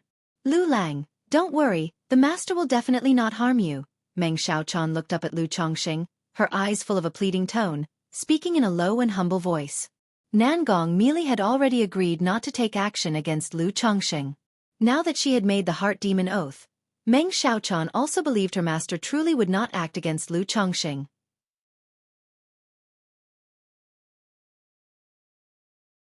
Chapter 533. How is there an extra child? Fine. Lu Chongqing, upon hearing Meng Xiaocan's words, did not insist. He felt that having this heart demon oath was adequate. Moreover, his spiritual contract was only of the second rank. To Nangong Meili, the nascent soul immortal, it might not even be useful. As long as Nangong Meili restore her cultivation level, she would have nothing to fear from such a spiritual contract. In the days that followed, Lu Chongqing provided daily healing to Nangong Meili, and on occasion, to Ling Zixiao as well. Nangong Meili was naturally very reluctant to receive such healing, but faced with Meng Xiaocan's earnest persuasions and considering that both her disciple and she were still facing the manhunt from the Heavenly Sword sect, she had no choice but to comply helplessly, thinking of recovering as soon as possible, and then leaving quickly. However, to maintain the last vestiges of dignity and pride deep in her heart, Nangong Meili always had her beautiful eyes tightly shut, almost as a dead person would, allowing Lu Chongqing to do as he wished. Seeing Nangong Meili's attitude, Lu Chongqing naturally would not coax her nicely and instead, would relentlessly tease her. After all, her appearance, her personality, as well as her status as a nascent soul immortal, involuntarily stirred different thoughts in his heart. Thoughts like conquest, domination, training. Thus, every time during their dual cultivation, seeing Nangong Meili's breathtakingly beautiful and seductive face flush with crimson, holding back with all her might, with her snow-white teeth firmly biting her lips, and upon his teasing, occasionally letting out soul-stirring light moans, Lu Chongqing felt extremely accomplished. Moreover, Lu Chongqing discovered that when he teased Nangong Meili, causing her emotions to fluctuate greatly, the connection between their Lockhart goo became noticeably tighter. However, despite the teasing, he did not delay the healing process. He too thought of resolving Nangong Meili's situation as soon as possible, and then heading home earlier. The night was like water, the moonlight like mist. After ending the dual cultivation healing session, Nangong Meili, with a coldly beautiful face, stepped into the spirit pool to cleanse her snow-white, jade-like skin. As a nascent soul immortal, having regained some mana, her body would be devoid of dust. But after every dual cultivation session, she would come to the spirit pool to scrub her body, which was as white as sheep-fat jade. As if through this method, she wanted to wash away the skin-to-skin blending, and the shame, humiliation, and resentment in her heart. Nangong Meili gently scrubbed her snow-white skin, feeling a bit of lingering pain in her private area. Damned bastard!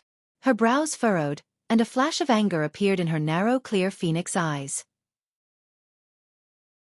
As a nascent soul immortal, even without having undergone body refinement, her physical body was extraordinary. But that bastard deliberately lashed out at her with great force, as if he wanted to trample her to death, making it so that even her core formation stage body could hardly bear such lashing, causing her private area to always have a faint, lingering pain. She slightly raised her phoenix eyes, looking towards the shore at Lu Chongqing, who was meditating with closed eyes, handsome in appearance and distinguished in demeanor. Her heart trembled, and her seductive face was filled with shame and anger. Nangong Meili swore she would return all the pain he had inflicted upon her. Doubled. Just then, Nangong Meili's brows furrowed slightly. A rare seriousness appeared on her seductive and coldly beautiful face. Her palm, in the warm spring water, gently caressed her lower abdomen. In her narrow phoenix eyes, surprise, doubt, anger, shame, and disgust surfaced. What's going on here? How did a child come into the picture? That day, after ending the dual cultivation, Lu Chongqing boredly scanned his system panel. But when he looked at the offspring section of his system panel, he was completely stunned. Offspring, 153/154. The number of offspring indicated that he had one more unborn child. Where did this unborn child of mine come from? Could it be? Lu Chongqing pondered in suspicion, his gaze shifting toward Nangong Meili and Ling Zixiao. During this period, he had only been intimate with the two of them.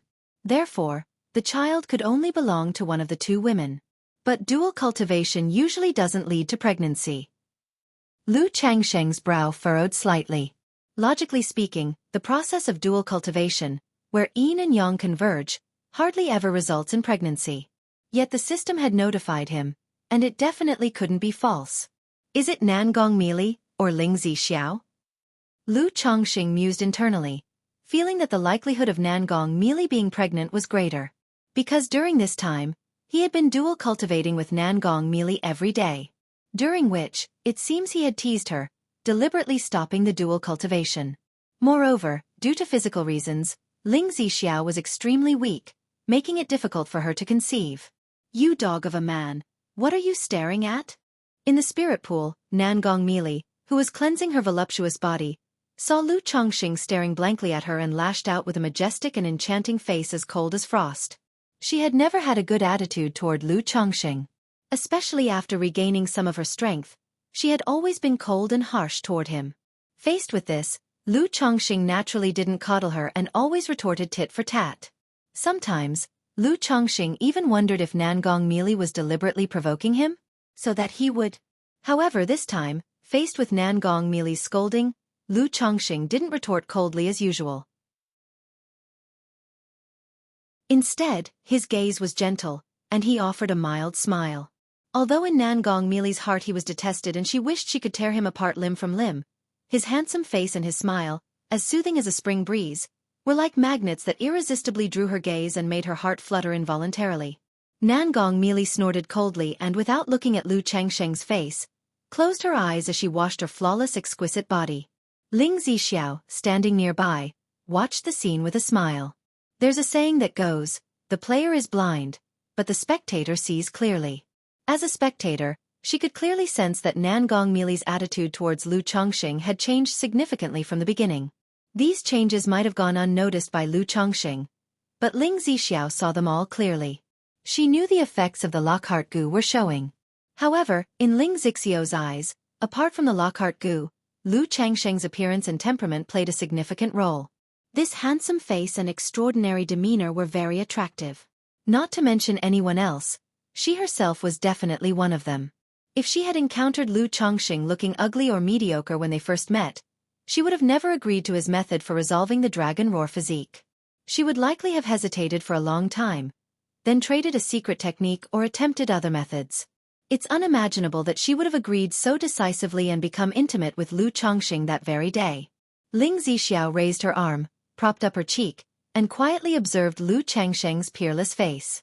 She thought that for someone like Lu Chongqing, attracting romantic attention was simply a matter of course. After all, in this world, all things have their beauty and ugliness. Most people love beauty and pursue it. Cultivators are no exception. How many cultivators have forsaken high-grade cultivation methods in favor of techniques that beautify and maintain their appearance?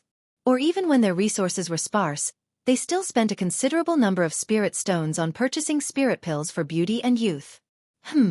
What are you looking at? Lu Chongqing, seeing that Ling Zixiao kept staring at him, chuckled lightly and approached to wrap his arms around her, wanting to see if she might be pregnant. Even though he guessed that Nangong Meili was the more likely one, it was also possible that Ling Zixiao was the one who was pregnant. Chapter 534. Lang Jun is so handsome, naturally I can never get enough of looking at you. Ling Zixiao nestled into Lu Changsheng's arms very naturally, smiling faintly as she spoke. I find that the same is true for Zixiao.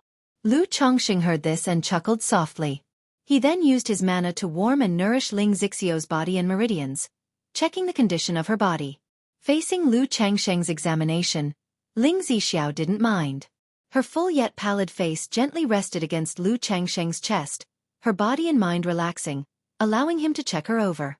Because her body had always been in a weak state, she couldn't help but feel insecure.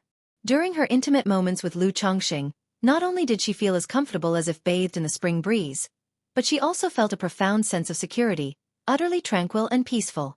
It seems that the child truly is Nangong Meili's.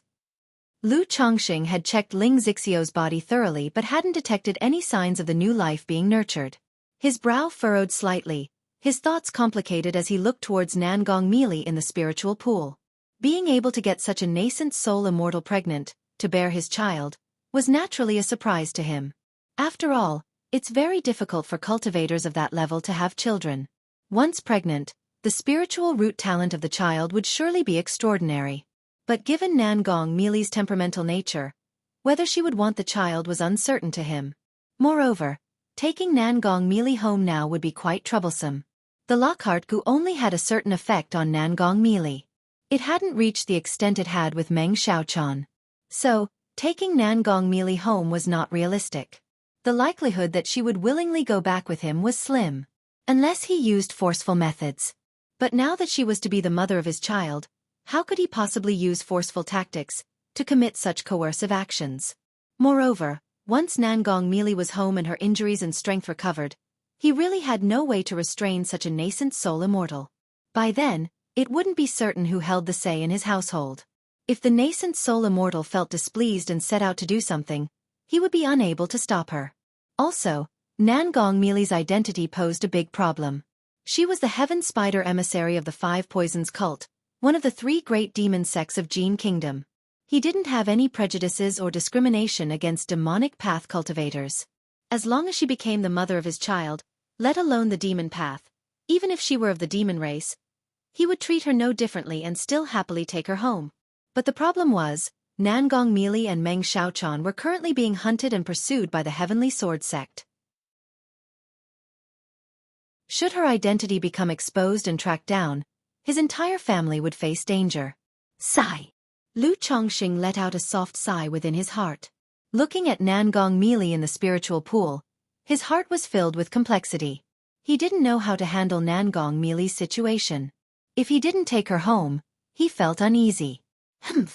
Nangong Meili, bathing in the spiritual pool, keenly sensed Lu Chongqing looking at her. She turned her head and met his gaze. His look gave her chills down her spine and nearly made her skin crawl. Immediately, she snorted coldly, raised her slender hands lightly, and sacred light spread around her, as she donned a purple dress and walked on her gleaming feet back to the shore to sit in meditation and heal her injuries. When she closed her eyes, however, the image of Lu Changsheng's gaze and smile from earlier appeared in her mind. The chill in her heart was accompanied by an inexplicable favorable impression of Lu Chongqing, rousing indescribable feelings deep within her. Am I actually finding this damn man appealing? Nangong Meili frowned slightly, feeling as if she had lost her mind. To think she'd find this despicable man inexplicably agreeable. Thinking of the humiliations Lu Chongqing had inflicted upon her these past days, her pale and enchanting face showed a trace of a cold and secluded frostiness. Suppressing the odd sensation inside her, she cursed the damned man inwardly. One day she, Nangong Meili, would pay back every humiliation, every trampling, 100-fold. Lu Lang, what's wrong? Ling Zixiao, snuggling against Lu Chongqing, sensed his change in mood and softly inquired. It's nothing. Just suddenly feeling homesick. Lu Chongqing placed his chin gently on Ling Zixiao's silky hair and spoke softly. Originally, when he set out, he and Lu Miaoge and others had agreed his trip would last at most a year. But time was delayed in Jiuxiao Immortal City because of the Li sisters and Ling Zixiao's matters. And now, time was further delayed due to Nangong Meili and Meng Xiaoakan's affairs. In a few more days, this journey would reach a year. The Qingyun region has been troubled by events related to the demon path, no longer as peaceful as before. Having not gone back for so long, Sister Miaoge and the others must be worried. Lu Chongqing sighed inwardly, longing to return home soon. He also thought of Qingyun's sex conquest over the Xiahou clan, which led to the destruction of many foundation establishment families. Now that he had Ling Zixiao, the array master, he felt ready for everything, just missing the final element. Once back, he could find a suitable location for a second-rank spiritual land and establish his own family, providing his children with a much better environment for growth. Continue reading at Empire the next day. Lu Chongqing, as usual, engaged in dual cultivation with Nangong Meili to heal their injuries. Now that he knew Nangong Meili was pregnant, he naturally couldn't play around with her as vigorously as before. His actions were extremely gentle, afraid of hurting her or the child. During the process, Lu Chongqing took the opportunity to check Nangong Meili for signs of pregnancy. But to his bewilderment, he couldn't sense any life aura of a fetus being nurtured within Nangong Meili. What's going on? Lu Chongqing was baffled. How come there was no child in Ling Zixiao's belly, and none in Nangong Meili's either? Could it be that the child was gone? Search * The Oval Fire. Et website on Google to access chapters of novels early and in the highest quality. If you find any errors, ads pop up, ads redirect, broken links, non-standard content, etc., please let us know. Report so we can fix it as soon as possible.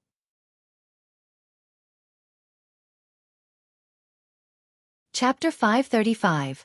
Scumbag, Get Lost. Lu Changsheng's mental spirit stirred slightly as he checked the system interface. Offspring, 153/154. It's still there. Lu Chongqing looked at the offspring section of the system interface. Could it be that she has only recently conceived and the life essence hasn't yet started to flourish? No, that's not right. If the system has displayed it, she must be pregnant. Could it be she's hidden it? Lu Chongqing silently guessed in his heart whether Nangong Meili had concealed the aura of her pregnancy. After all, as a nascent soul immortal, once she became pregnant, she would undoubtedly notice it immediately. It's impossible for a nascent soul immortal to be unaware of her own pregnancy. Wait a minute, if she didn't immediately get rid of the child after becoming pregnant, does that mean she's willing to give birth to this child? Lu Changsheng's heart paused as he suddenly thought. Given Nangong Meili's character, if she didn't want the child, she would probably reject it as soon as she noticed. But I saw through the system yesterday that there was one more child. Now that the child is still there, which means it hasn't been aborted, Nangong Meili doesn't seem to want to get rid of it for the time being. If Nangong Meili is planning to keep this child, considering her personality, she wouldn't want others to know, especially not me. This also seems to make sense. With this thought, Lu Chongqing felt that things must be as he surmised. After all, Ling Zixiao would definitely not conceal such a matter from him. And it would be difficult to hide from his divine sense. But as a nascent soul immortal, now somewhat recovered, Nangong Meili should find it not too difficult to hide the child in her womb from him. At this moment, Nangong Meili was also very bewildered and confused. What happened to Lu Chongqing today? Why has he suddenly changed his behavior? Every move he made was so tender it was uncharacteristic. Even his gaze upon her was filled with a gentle warmth, affectionate and loving, which sent chills down her spine and made her skin crawl. She couldn't help but remember the way Lu Chongqing looked at her last night, that gaze. It seemed that from that moment, the way he looked at her was somewhat off. What's going on? Could it be he knows? Nangong Meili was puzzled and faintly guessed. But she felt it was unlikely. After all, as soon as this child showed signs of life, she concealed its aura immediately. How could Lu Chongqing have possibly sensed it? If he really knows. At this moment, a few traces of irritability surged within Nangong Meili. Upon sensing the pregnancy, her first thought was to abort. Her disdain for Lu Chongqing was profound. How could she wish to have his offspring? But after much inner turmoil, she ultimately decided to have the child. One reason was the instinctive stir within her upon becoming a mother for the first time, a heart moved by compassion. Additionally, she grew up lonely, adopted from a young age by her master, who raised her as his own daughter.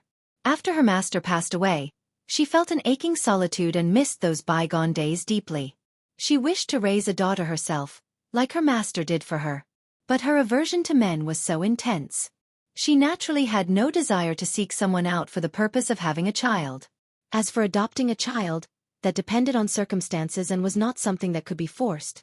Therefore, upon meeting Meng Xiaochan and learning she was a descendant of her master, she took Meng Xiaochan as a disciple, treating her as her master once treated her. This was why she, usually cold and unfeeling, was willing to make such sacrifice for Meng Xiaochan. Now, an unexpected child has brought her a sense of fulfillment. Therefore, after much contemplation, she decided to keep the child. But she definitely didn't want Lu Chongqing to know about this child. After all, this was her child, Nangong Meili's child. What did it have to do with that dog of a man, Lu Chongqing? To prevent Lu Chongqing from learning about the child, and to protect the child from any harm that the dog of a man, Lu Chongqing, might cause, she hid the child's signs of vitality and guarded it from the moment she became aware of the pregnancy. This would ensure that Lu Chongqing remained unaware of the child's existence. But now, Lu Chongqing's sudden change of behavior left her at a loss. She had the vague feeling that Lu Chongqing knew about the child, which could explain his dramatic transformation. This made her very restless. It even brought on the thought of not wanting the child anymore. Lu Chongqing tenderly healed Nangong Meili's wounds with his actions. He had harbored some ulterior motives towards Nangong Meili before, so he had never been considerate of her feelings. But now that she was the mother of his child, his attitude naturally changed. Thinking back on his past actions, Lu Chongqing felt quite ashamed. He thought to himself that as a man, why should he behave so pettily with her? He knew that during pregnancy, a woman's emotions can be quite unstable. If he annoyed her, and she took her frustrations out on the child, that would be terrible.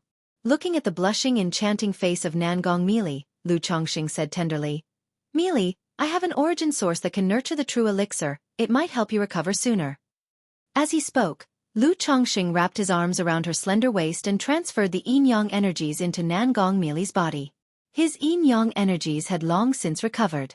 But Nangong Meili, on guard against him, was reluctant to open her qi ocean core. Therefore, he could not use the yin-yang energies to nurture her true elixir.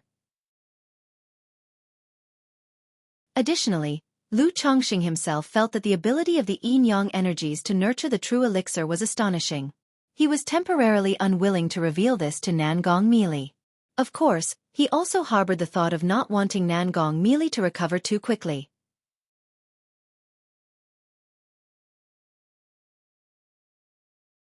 Chapter 536. Scoundrel. Get lost. After all, he had speculated that Nangong Meili's early awakening was related to him nourishing her nurturing elixir with the yin-yang energies. If she recovered too quickly, it might affect the effectiveness of the Lockhart goo. Now that she had become the mother of his child, Lu Chongqing naturally had to put on a good show and gain her approval.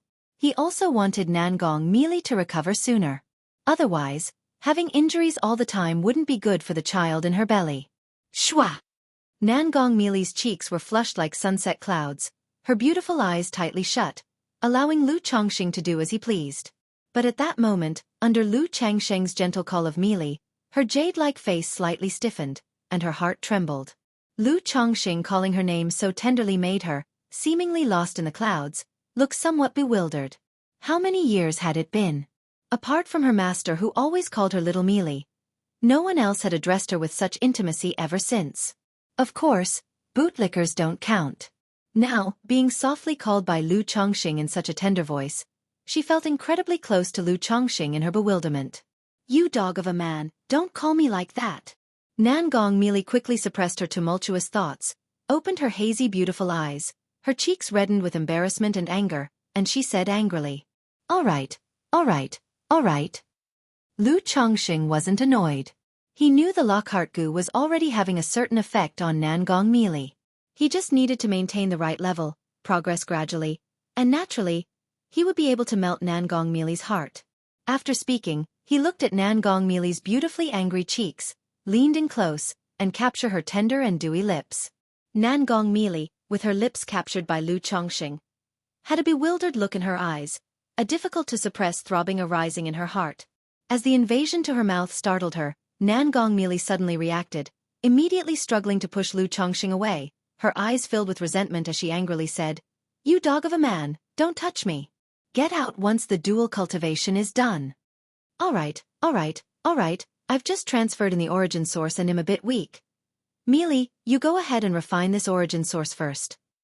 Lu Chongqing quietly held Nan Gongmili's graceful body in his arms, whispered in her ear on the side of her cheek.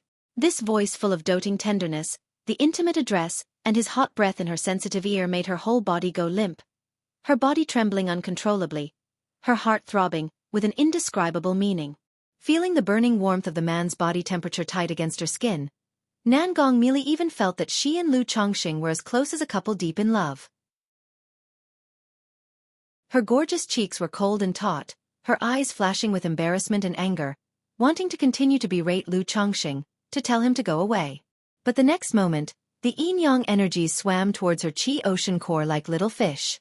She could sense that these little yin-yang fish were very mysterious, as if they were implicitly in accordance with some natural law of the universe.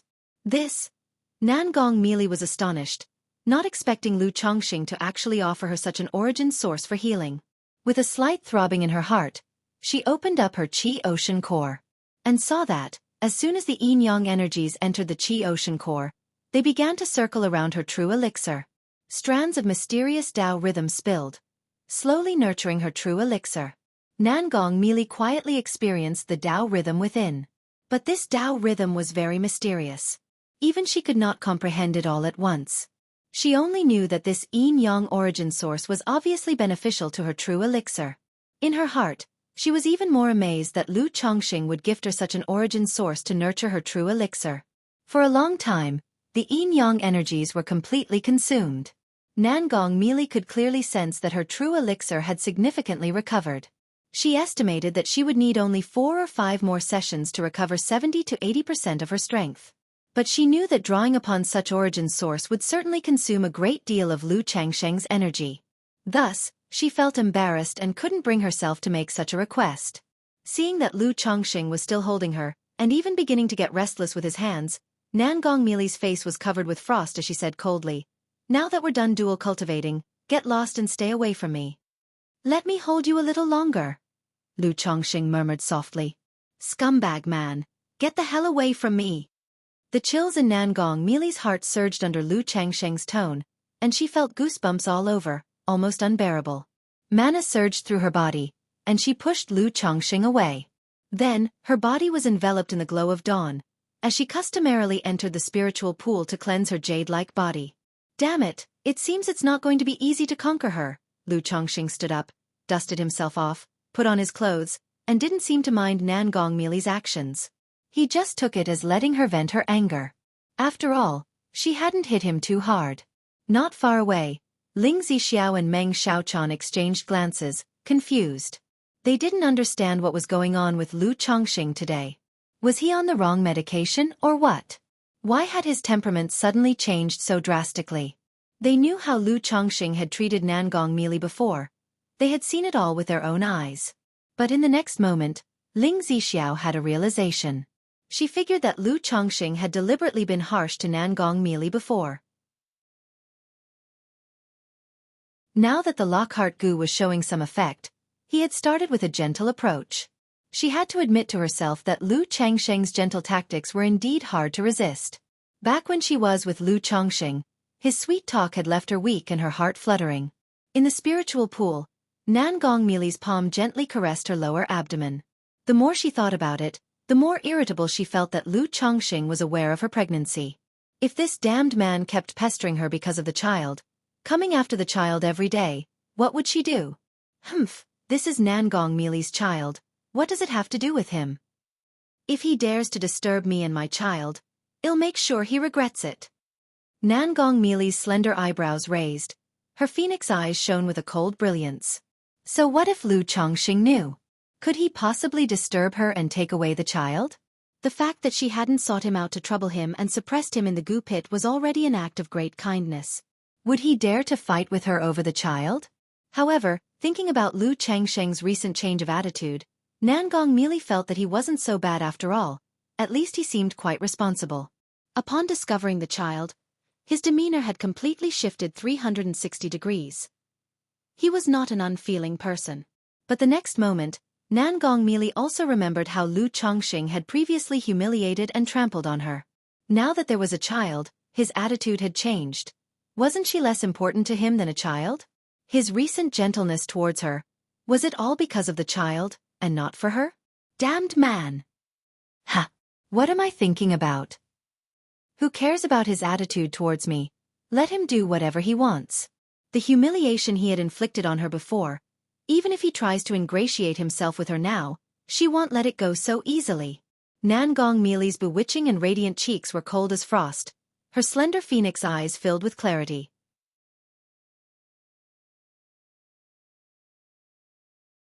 Chapter 537. Golden Core Charm. Departure. Under one in the blink of an eye. More than half a month had passed.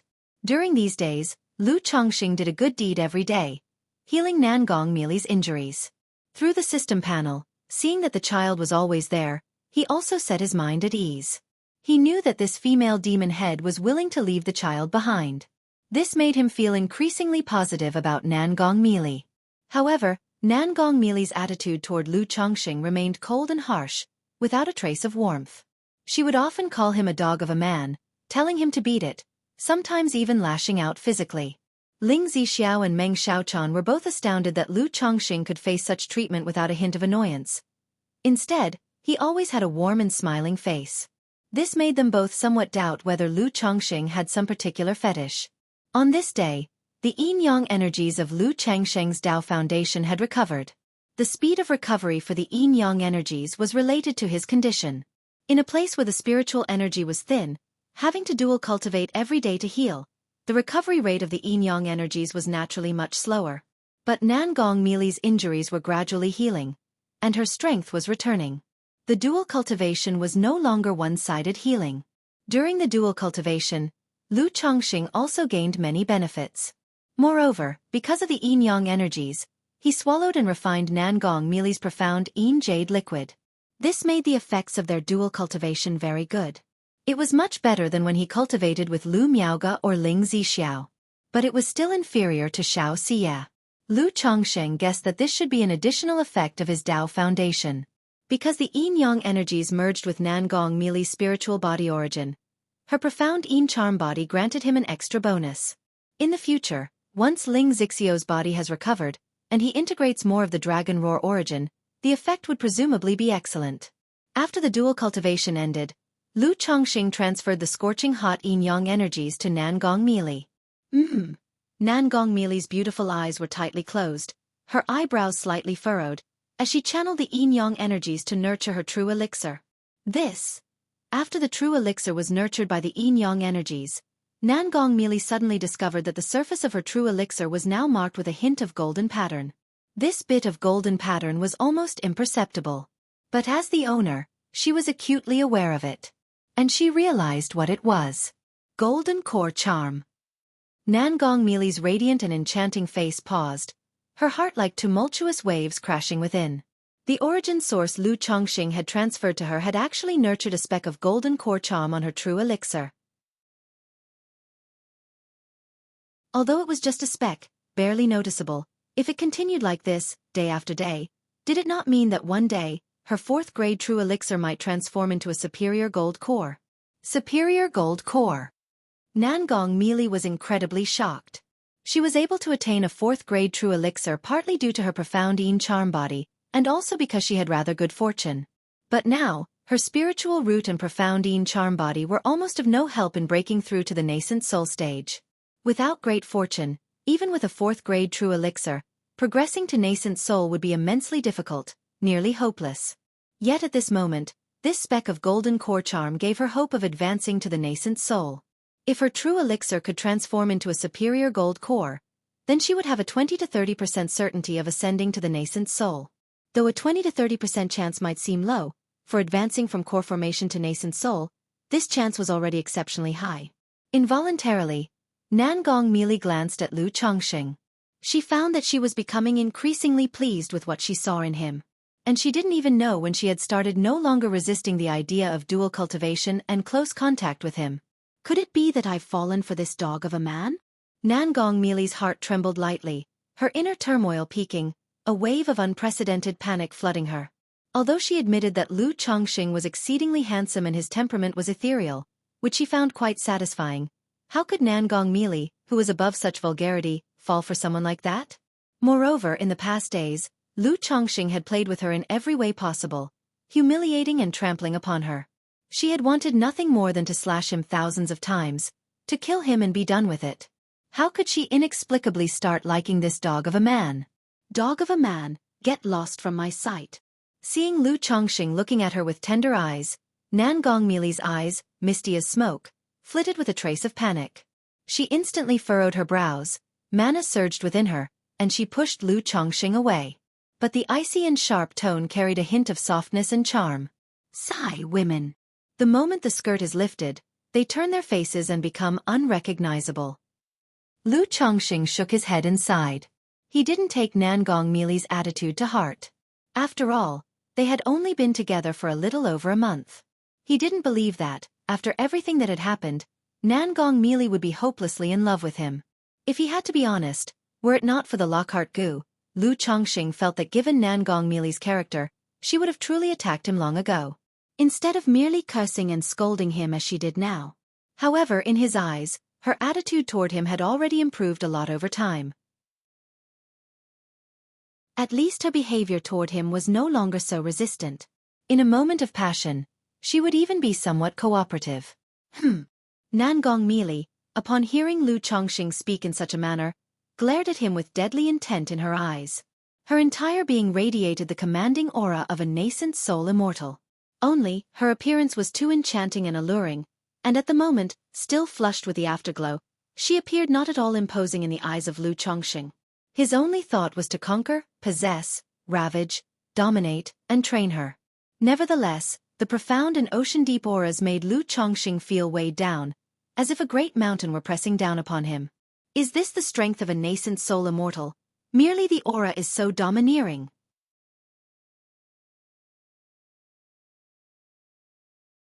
Chapter 538. Golden Core Charm. Departure. Lu Chongqing was astonished by the terrifying strength of Nan Gongmili. One must know, her injuries have not yet fully healed, and her power is far from recovered. If it were her heyday, she probably wouldn't need to lift a finger. Just the imposing aura of her core formation would have been enough to suppress him. The difference in strength between foundation establishment and core formation is even greater than that between chi refinement and foundation establishment. No wonder the effect of the profound origin bead is enough to make a peak chi refinement cultivator comparable to foundation establishment, but it only makes a peak foundation establishment cultivator comparable to a false core. There is an insurmountable chasm between a false elixir and a true elixir. Lu Chongqing took a deep breath, ignored this aura, and returned to sit and chat with Ling Zixiao at one side. Ling Zixiao and Meng Xiaochan were already used to the dynamic between Lu Chongqing and Nan Gongmili. After all, the two had been bickering non-stop for some time. However, Ling Zixiao still felt quite upset by the situation. She thought, "My lord performs dual cultivation to heal you, and you still put on such an attitude. Nascent soul immortal is really so great, huh?" But since Lu Chongqing didn't say anything, she couldn't say much either. Besides, Nan Gongmili would not seriously hurt Lu Chongqing, but the same might not apply to her. Time ticked by bit by bit. These days, Nan Gongmili was becoming increasingly anxious in her heart. She felt she might truly have fallen for Lu Chongqing.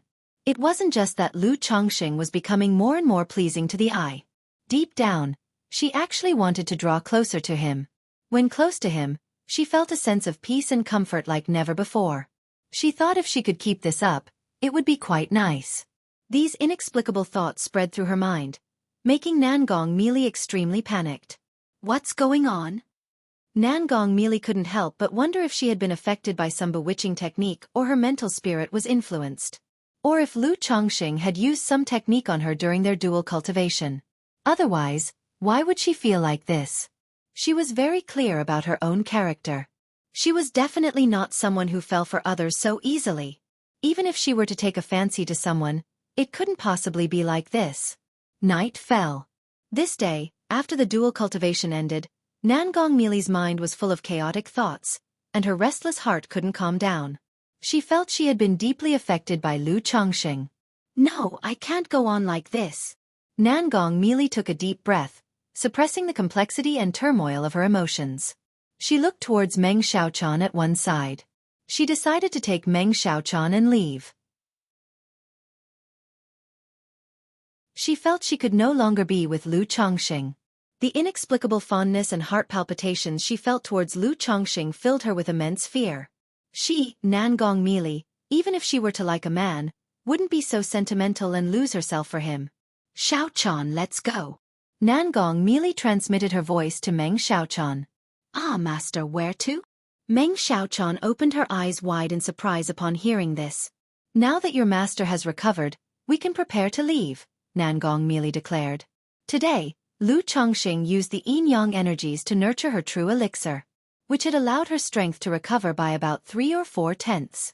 Though she had only regained 3 or 4/10 of her strength, as long as she didn't encounter someone like Yun Jianfeng, a golden core true person, she still had a chance to escape.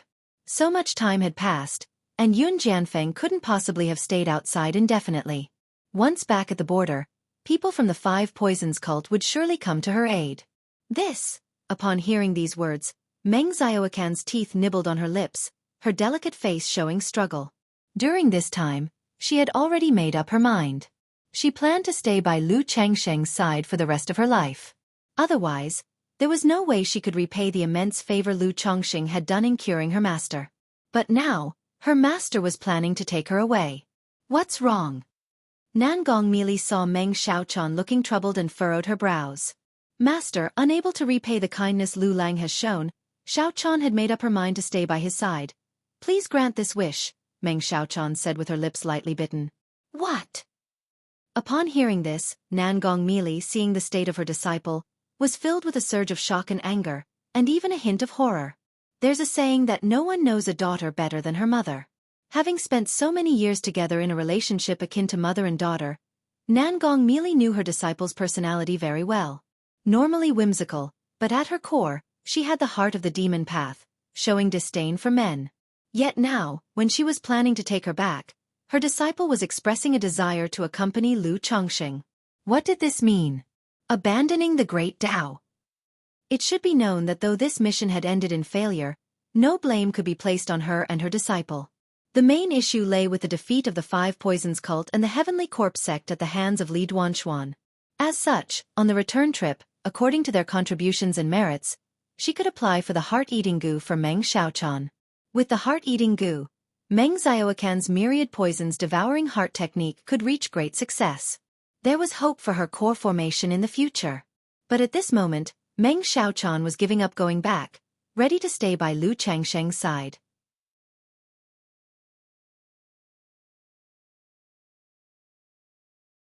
Chapter 539. Golden Core Charm. Departure. Go! Nangong Meili immediately suppressed her emotions, took on her master's authority, and planned to take Meng Xiaochan away with her. Are you planning to leave? Lu Chongqing opened his eyes and looked toward Nangong Meili, who was pulling Meng Xiaochan along. He could tell Nangong Meili was intending to leave. Moreover, he faintly felt that the emotional bond between Nangong Meili and himself was wavering. It meant that Nangong Meili was struggling to break free from the influence of the Lockhart Goo. It seems the Lockhart Goo still struggles to fully bind a nascent soul immortal. Lu Chongqing sighed slightly in his heart. He knew the Lockhart Gu was yet unable to silently and subtly affect Nangong Meili. He looked at Nangong Meili and Meng Xiaochan saying, "Meili Xiaochan, are you preparing to leave?" Nangong Meili trembled at his words. Her expression was majestic and enchantingly beautiful as she looked at Lu Chongqing. Her phoenix eyes slightly narrowed, and she said indifferently, "What, do you intend to stop me?" With her words, an imposing aura began to rise around her. Although she had made a heart demon oath not to harm Lu Chongqing, if Lu Chongqing dared to stop her, even at the risk of heart demon backlash, she would strike him down. "How much of your strength has recovered?" Lu Chongqing watched Nangong Meili, quietly thoughtful, and then asked. He knew that he couldn't stop Nangong Meili from leaving. Moreover, he had no intention of taking Nangong Meili back home. It wasn't realistic. Nor did he have the conditions to do so. However, Nangong Meili and Meng Xiaochan were currently wanted and pursued by the Heavenly Sword sect. If their strength wasn't sufficient, trying to return to the Jin Kingdom could be very dangerous. 30%. Nangong Meili's voice was calm and indifferent. It lacked the usual seductive charm. And also the cold sharpness of frost. 30%? Lu Chongqing, hearing this, knew that with this level of strength, as long as she didn't encounter a nascent soul immortal, she wouldn't have much of a problem. Although he had thoughts of continuing to heal Nangong Meili, by the looks of it, Nangong Meili didn't seem to want to continue this way. Regarding this, Lu Chongqing wouldn't force her. And he couldn't force her either. Moreover, he himself was in a hurry to return home. From here back to Qingzhou Mountain, the journey would still take 2 to 3 months. To ensure Nangong Meili's complete recovery, he estimated that it would require staying here for several more months, or even a year and a half. By that time, his family would definitely be worried about him. After some thought, Lu Changsheng's mana surged within him. A gray bead shrouded in mist appeared in his hand. It was the Misty Sky bead.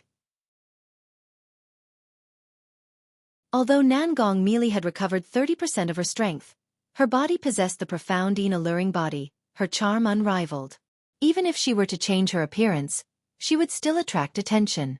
The disguise offered by the Misty Sky bead, impenetrable even to nascent soul immortals, could help Nangong Meili change her appearance and conceal her magic aura, aiding in her escape from Jiang country.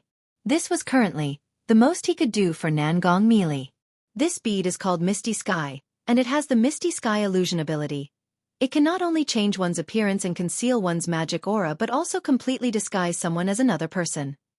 Such a disguise, even average nascent soul immortals would find hard to see through, Lu Chongqing told Nangong Meili as he spoke. In the meantime, he activated the Misty Sky bead, his appearance, body shape, voice, and magic aura constantly changing. Misty Sky bead? Even golden cores find it hard to see through the disguise? Nangong Meili, seeing Lu Changsheng's changing face, body shape, voice, and magic aura, narrowed her phoenix eyes slightly. She scanned him with her divine sense. Indeed, she couldn't find any flaws in his disguise. This surprised Nangong Meili. She faintly guessed the reason why Lu Chongqing suddenly spoke to her about this. "This Misty Sky bead should be of some help to you," after Lu Chongqing finished speaking. He erased his imprint on the Misty Sky bead and threw it directly to Nangong Meili. Nangong Meili's exquisitely enchanting face paused in astonishment. Looking at the Misty Sky bead in front of her, her heart welled with emotions that were difficult to articulate, and her gaze turned distant. From the simple demonstration Lu Chongqing had just performed, she had already perceived the power of the Misty Sky bead. She knew it was an extremely rare and precious treasure. Yet at this moment, Lu Chongqing was giving it to her so readily.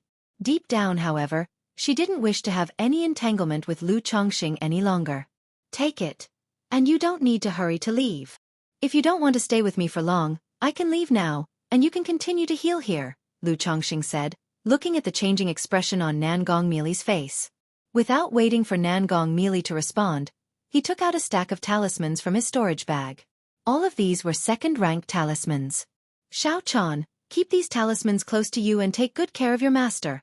Lu Chongqing stepped forward, handed the talismans to Meng Xiaochan, and said warmly. Meng Xiaochan looked at the talismans and, hearing his words, paused slightly, not understanding the meaning behind his words. Although her master was in a weakened state, and her injuries had not yet recovered, surely there was no need for her to take care of her, right? biting her red lips and lowering her phoenix eyes with a face that shifted between cloudy and clear. Nangong merely understood upon hearing these words that Lu Chongqing knew she was pregnant. Otherwise, he would never have said such things.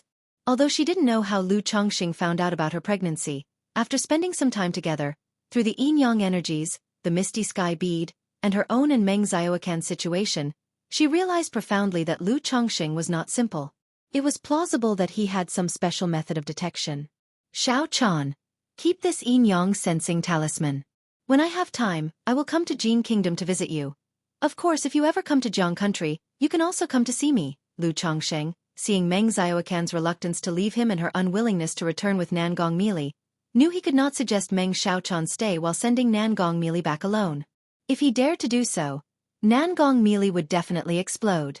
Having said that, he gently embraced Meng Xiaochan. Then he turned towards Ling Zixiao and said, "Let's go, Zixiao." "Okay." Ling Zixiao, witnessing this scene, even though she did not understand what it all meant, felt that something must have happened between Lu Chongqing and Nangong Mili. Otherwise, Lu Chongqing would not have acted as he did. She faintly guessed it had something to do with the drastic change in Lu Chongqing's attitude towards Nangong Mili from before. "Miss Meng, these are the inverted 5-element formation and minor sky veil formation array plates and instructions on how to use them." Ling Zixiao took out 2 array plates and a jade slip from her storage bag, which were precisely for the formation set up here. "Thank you, Miss Ling." Meng Xiaochan accepted the array plates and thanked her. Then the two boarded the spirit boat. "Mili Xiaochan, take care on your way. We shall meet again." Lu Chongqing looked towards Nangong Mili and Meng Xiaochan, took a deep breath and said, "Lu Lang, until we meet again." Meng Xiaochan looked at Lu Chongqing, her eyes filled with reluctance, and spoke as she bit her lips. Nangong Mili's expression continually changed, revealing a look as if she had words to say but halted. Eventually, she suppressed the sourness in her heart along with various other emotions, closed her phoenix eyes gently, and chose not to look at Lu Chongqing as she sat down to meditate nearby. Lu Chongqing nodded, taking another glance at Nangong Mili by his side. Then the spirit boat whooshed and turned into a beam of light, shooting into the sky.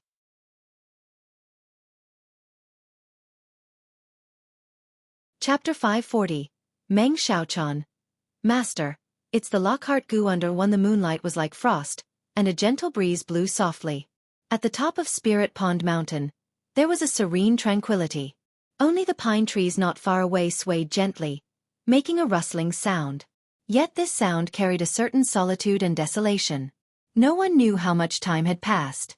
Nangong Mili slowly opened her eyes. Previously, when facing Lu Chongqing, her heart pounded uncontrollably. Love, murderous intent, tenderness, anger, and bitterness surged, making it impossible for her to face Lu Chongqing directly. Her whole being seemed overwhelmed by a flood, leaving her struggling to free herself. Now, as Lu Chongqing had departed, her heart gradually calmed down. "Xiaochan, tell me, what's going on between you and that dog?" "Lu Chongqing?" Nangong Mili looked at her disciple with a complex expression and spoke. "Master." Meng Xiaochan, upon hearing her master's words, turned pale. She knew her master had become aware of the Lockhart Gu matter. Her teeth bit tightly on her lower lip, almost to the point of drawing blood, her delicate frame trembling, stuttering without speaking. "Sigh." Nangong Mili quietly watched her disciple. Seeing Meng Xiaochan like this, she let out a deep sigh. Her heart was certain there was something wrong with Lu Chongqing. Her love for Lu Chongqing must have been manipulated by some means. And Meng Xiaochan must know something about it. But she had been influenced by Lu Chongqing even more so. Otherwise, she would not show such a demeanor. "Get some rest." Nangong Mili glanced at her disciple, remained silent, and closed her eyes again. Meng Xiaochan saw a fleeting disappointment in her master's eyes. It was like a knife twisted in her heart. She bit down on her lips firmly enough to draw fresh blood. Her heart quivered as she faced a choice between her master and Lu Chongqing. Finally, she spat out a mouthful of fresh blood, her complexion pale as paper, and uttered a single sentence. "Master, it's the Lockhart Gu." In the night sky, a spirit boat streaked under the moonlight. On the boat stood a man and a woman. The man had a handsome face and a tall figure, dressed in a long robe of green. His aura detached from the mundane world.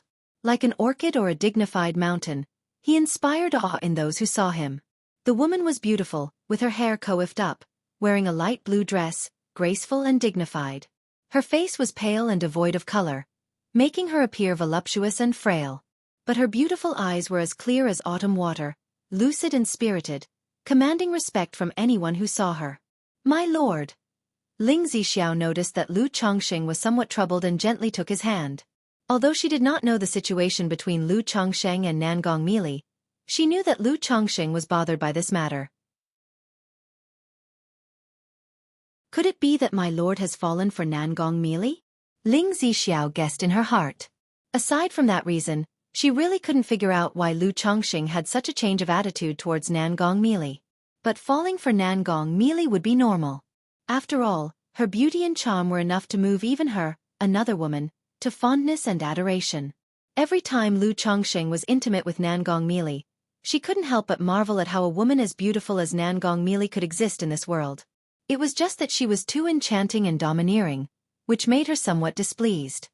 Fine. Lu Chongqing held Ling Zixiao's hand and gave a slight smile. He was not saddened by matters concerning Nangong Mili, but the separation had made him a bit sentimental. He felt his own power was still too weak. One woman was carrying his child, the other had deep feelings for him, yet at that moment, facing pursuit and assassination from the Heavenly Sword sect, he could only leave it up to fate. All right. Ling Zixiao, seeing that Lu Chongqing didn't speak of his troubles, did not ask further and simply responded softly. Then, holding his hand, they stood side by side on the spirit boat. A major event recently occurred in the Qingyun region. Xiahou Yuni transformed into a demon cultivator and wreaked havoc everywhere. He had destroyed the Feng family fortress overnight. This fortress was home to a foundation establishment clan. The clan had 3 foundation establishment great cultivators. Although one foundation establishment ancestor had fallen during the previous campaign against the Xiahou clan, there were still 2 foundation establishment ancestors in the clan. The strength and heritage of their family were extraordinary. But such a foundation establishment clan was annihilated overnight by a demon cultivator. This news instantly caused widespread panic across the entire Qingyun region. Especially the families that had participated in the Qingyun sect's campaign against the Xiahou clan, they all feared retaliatory strikes against their own clans by Xiahou Yuni, now a demon cultivator. In these times, all families and marketplaces were on high alert, conducting rigorous patrols. After all, if the Feng family fortress could be destroyed overnight, it surely indicated an issue within the family itself. Otherwise, not even a false core powerhouse could breach and obliterate a cultivation family in one night.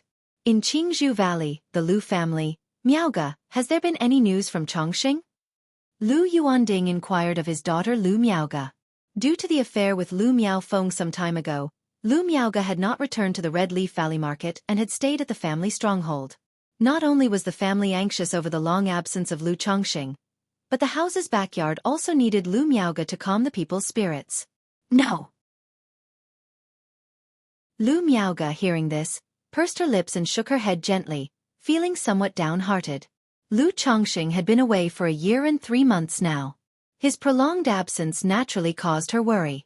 Moreover, with the issue of Xiahou money, the whole Qingyun region was feeling uneasy. And Lu Chongqing was usually quite prompt. If he said a year, it was usually a year. But now, it had been over a year, and he had yet to return, a fact that made her uneasy. Chapter 541. Meng Xiaochun. Master, it's the Lockhart Gu, ah. Lu Yuanding sighed softly upon hearing this.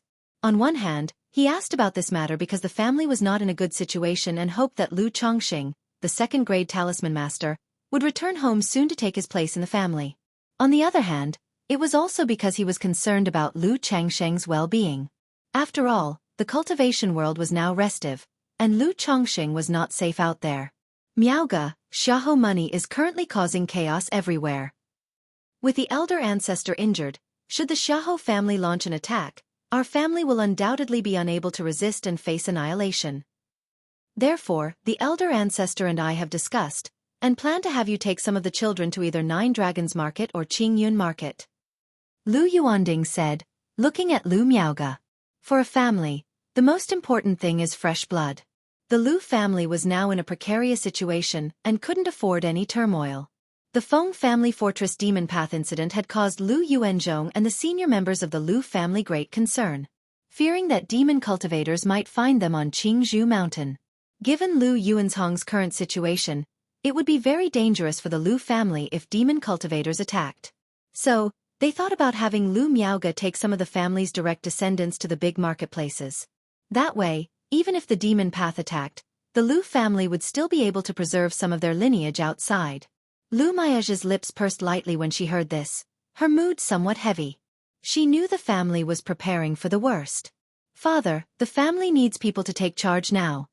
Lu Miaoge spoke up. She suggested that other members of the family could take the children away, and she would stay to take charge of the family. After all, the Lu family really didn't have much energy refinement late-stage combat power left now. "Miaoge, someone needs to look after these children. Moreover, Qingshan and Qingzhou are also coming of age for cultivation. If the family really faces disaster, only you would be able to raise and nurture these children into adulthood.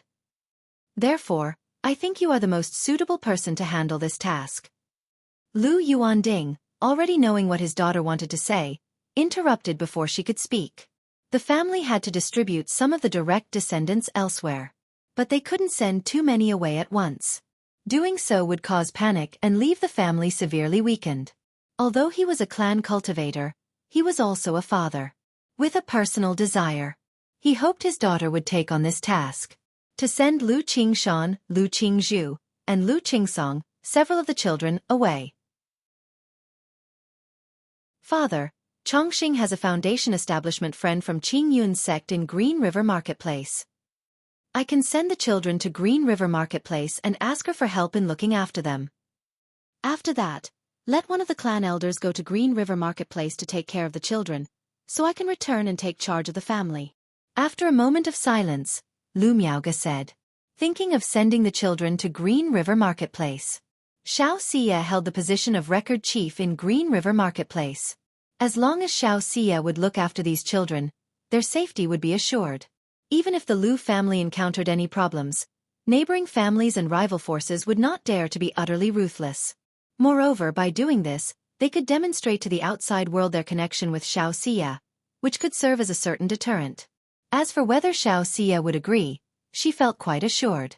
Because of Lu Wangshu, she had met Xiaofan twice and the two had quite a long talk. Moreover, she would also be sending Lu Wangshu there this time. "Good, you can make the arrangements now." Lu Yuanding, seeing the smile on his daughter's face, nodded and said. He also knew about Lu Changsheng's good friend from Qingyun's sect who was at the foundation establishment level. This move could serve as a deterrent to outsiders. Although it wouldn't deter demon cultivators, it could still intimidate the neighboring families and forces coveting their Lu family. Immediately, Lu Miaoge and Lu Yuanding discussed which younger members to take on this trip. After all, the Lu family's spirit boat had limited space, able to carry only 12 people. Lu Miaoge, Lu Qingshan, Lu Qingzhou, and Lu Qingsong already occupied 4 spots. A spirit boat shuttled through the clouds. Only half a month's journey left. Lu Chongqing, sitting cross-legged on the spirit boat, glanced at the jade slip map. Seeing that there was just about half a month's journey left to return to Qingzhou Mountain, his emotions surged, eager to be home. After all, he had intended his trip away to last only a year. But by the time he got home, it would be a year and a half. Without thinking, he knew his family must be very worried about him. "I wonder what expressions Miaoyun, Sister Miaoge, and grandmother will have when I tell them of my breakthrough to foundation establishment." Lu Chongqing also thought about the looks on his family members' faces when he returned home and announced his breakthrough to foundation establishment. Though in the entire Jiang country cultivation realm, foundation establishment cultivators were not much to speak of. For lower-level cultivators and families like that on Qingzhou Mountain, foundation establishment was like ruling as kings. Many lower-level cultivators dream their whole lives of breaking through to foundation establishment. My talent, and breaking through to foundation establishment at this age is a bit early. But considering the fortune in the cultivation world, it can be barely explained, I guess. Lu Chongqing thought to himself. Unknowingly, he was already 39 years old. It had been 21 years since he regained his memories at Qingyun's Sex Heart Inquiry platform. Barely the age of 40 without confusion. But for a foundation establishment cultivator with a lifespan of 200 years, 40 was still his prime. Just then, a system notification sounded. Congratulations to the host. A descendant has been born, granting you one lottery draw opportunity. Ha, a descendant has been born? Lu Chongqing was momentarily taken aback when he heard this system notification. He realized the next moment that it must be his son, Lu Wuyu, and Li Shuer who had welcomed a new child.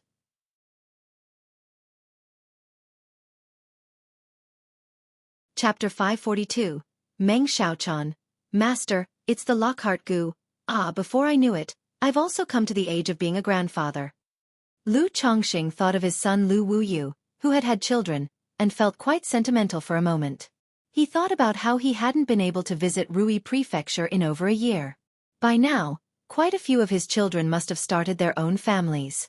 I wonder if Pingon has come back. Lu Chongqing then thought of his eldest son, Lu Pingon. Initially, this son had said he would go out to gain experience for a few years. When he left, Lu Pingon had not yet returned. Now, by his calculations, Lu Pingon should have finished his training and returned home. He was a bit curious, wondering if his son had made any progress or changes during his time away. He had a particular fondness for this eldest son. If he was still interested in cultivation, he would give him the Hope Gu to help him embark on the path of immortality. System lottery. After his thoughts had swirled for a moment, Lu Changsheng's mental spirit stirred slightly, and he began the lottery. The system lottery wheel emerged. Accompanied by a golden light, it started to spin. Not long after, the golden light stopped. Ding! Congratulations to the host for obtaining a treasure, Spiritual Eye Spring. The reward has been placed in the system space, and the host can check it at any time. A miniature spring eye pattern, gurgling with water, emerged from the lottery wheel, accompanied by a system notification sound. Spiritual Eye Spring? Lu Chongqing saw the reward he had won this time and his eyes lit up with delight. He naturally knew what the spiritual eye spring was. The world has spiritual energy, and in places where the spiritual energy is rich, spirit veins, big or small, will form. The large spirit veins may extend for tens of thousands of miles without end. The small spirit veins might be less than a mile long, pitifully narrow.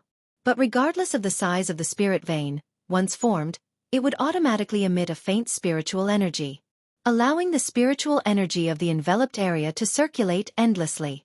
However, the spiritual energy produced in different areas of these spirit veins is not uniform. The places where the spiritual energy is most concentrated and dense are naturally most suited for meditation and cultivation, or for planting spirit plants, and are therefore called spiritual eyes in the cultivation world. Spiritual eyes are generally invisible and colorless, and can only be perceived based on the concentration of spiritual energy. Alternatively, one could hire a feng shui master or a dragon seeker to find them. Any place known as a spiritual eye signifies that it is the spot with the most abundant spiritual energy in the nearby spirit vein.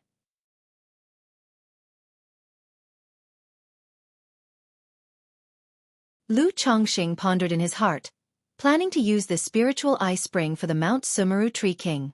He was somewhat curious in his heart if the Mount Sumeru Tree King, with its own cave heaven within, nurturing a world.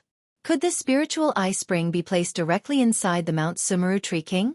If it could be placed inside, wouldn't it be like having a power bank for continuous charging within the Mount Sumeru Tree King? My lord, are you so happy because we're getting close to home? At this moment, Ling Zixiao, who was resting on the spirit boat, woke up, saw the smile on Lu Changsheng's face, and said with a light smile. She found that Lu Chongqing liked to smile whenever he had nothing on his mind. But this smile was very comforting, soothing, like gentle sunlight, the spring breeze of March.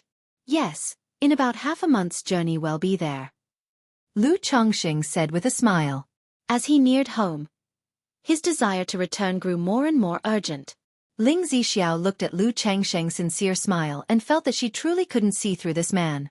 A son-in-law adopted into the family, yet he had grown to such an extent in just over 20 years. His methods and combat power were astonishing. His talent was unparalleled. Yet in normal times, he didn't show the slightest arrogance of a genius, his face always mild and casual. At this moment about to return home, the smile on his face, the longing in his eyes, was just like an ordinary mortal, distinctly different from many cultivators. Zixiao, once we get back, I should have a way to solve your dragon roar physique. Then you'll be able to fully recover and start cultivating again. Lu Chongqing looked at Ling Zixiao, who was beaming at him, and said with a light chuckle, "MHM." Ling Zixiao chuckled lightly, stood up, took Lu Changsheng's arm, and gently leaned her head on his shoulder, looking down at the sea of clouds below. Her heart was filled with anticipation and curiosity about Qingzhou Mountain, Lu Changsheng's family.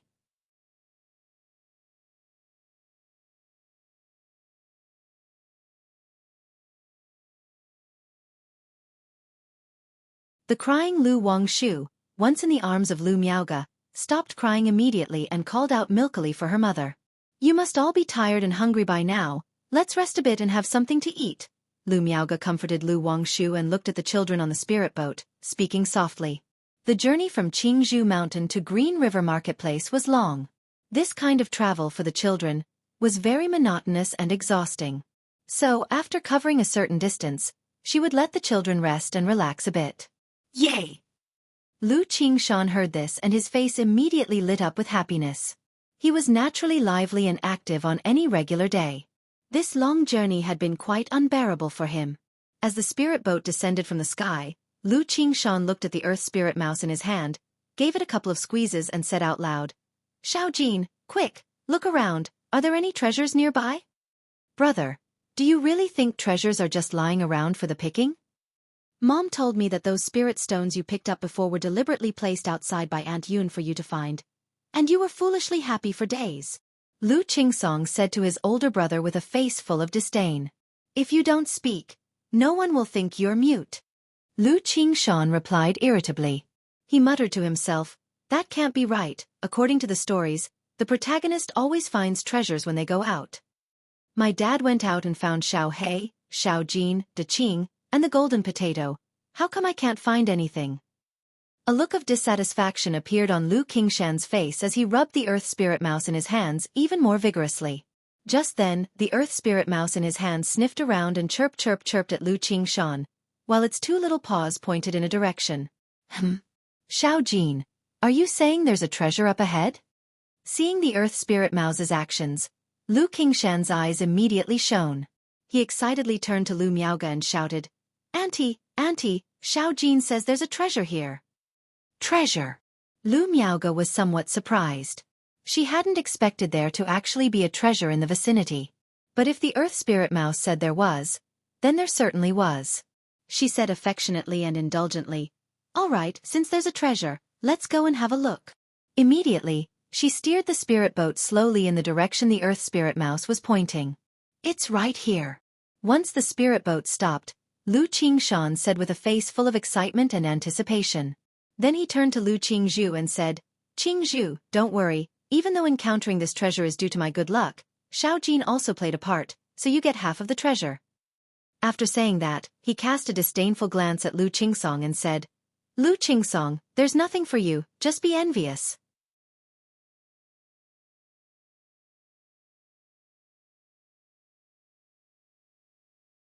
Chapter 544. Bodhi Golden Cicada. Core Formation Accepting Disciples. "Sister, what kind of bamboo shoot is this?" Lu Qingshan stepped forward to observe the bamboo shoot and asked Lu Qingzhou. Qingzhou Mountain was home to a school. Those with a spiritual root, by attending the school, would learn knowledge relevant to the cultivation world. Such topics included elixir medicines, talismans, spirit plants, demon beasts, and the identification of heavenly and earthly treasures. However, Lu Qingshan was relatively mischievous, fond of pranks and not very interested in studying.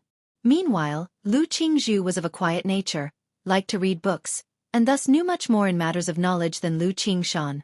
So whenever he didn't understand something, he would directly ask Lu Qingzhou. "I don't know." Lu Qingzhou squatted beside it, glanced at the bamboo shoot a few times, and shook her little head, indicating her ignorance of what it could be. She studied diligently and enjoyed reading, but after all, she was only 10 years old. Her knowledge of the cultivation world was mostly just common sense, familiar things. "This should be a bitter heart shoot." Lu Miaoge, standing to the side, looked at the pale golden bamboo shoot with some surprise and said, "A bitter heart shoot? Both Lu Qingshan and Lu Qingzhu had no idea what it was. A bitter heart shoot? Aunt, I remember reading in books that bitter heart shoots have very stringent growth conditions. They must grow in places where nature's spiritual energy is dense. How could one be growing here? On the spirit boat, a youth asked in astonishment. I am not sure either. Lu Miaoge shook her head. She too was puzzled about why a bitter heart shoot would grow here. Auntie, is this bitter heart shoot very valuable? Upon hearing this, Lu Qingshan immediately turned his attention to its value. After all, treasure hunting was all about the value. It depends on the situation. This bitter heart shoot has just sprouted. Its value should be around 300 to 500 spirit stones. Lu Miaoge said softly. Wow, so valuable, I'm going to be rich. Lu Qingshan's eyes sparkled with excitement upon hearing this. He then moved forward to dig out this bitter heart shoot. Be careful, Qingshan. Try not to dig it out by yourself. Seeing this, Lu Miaoge hastily raised her hand. Her spiritual power surged and she held Lu Qingshan back.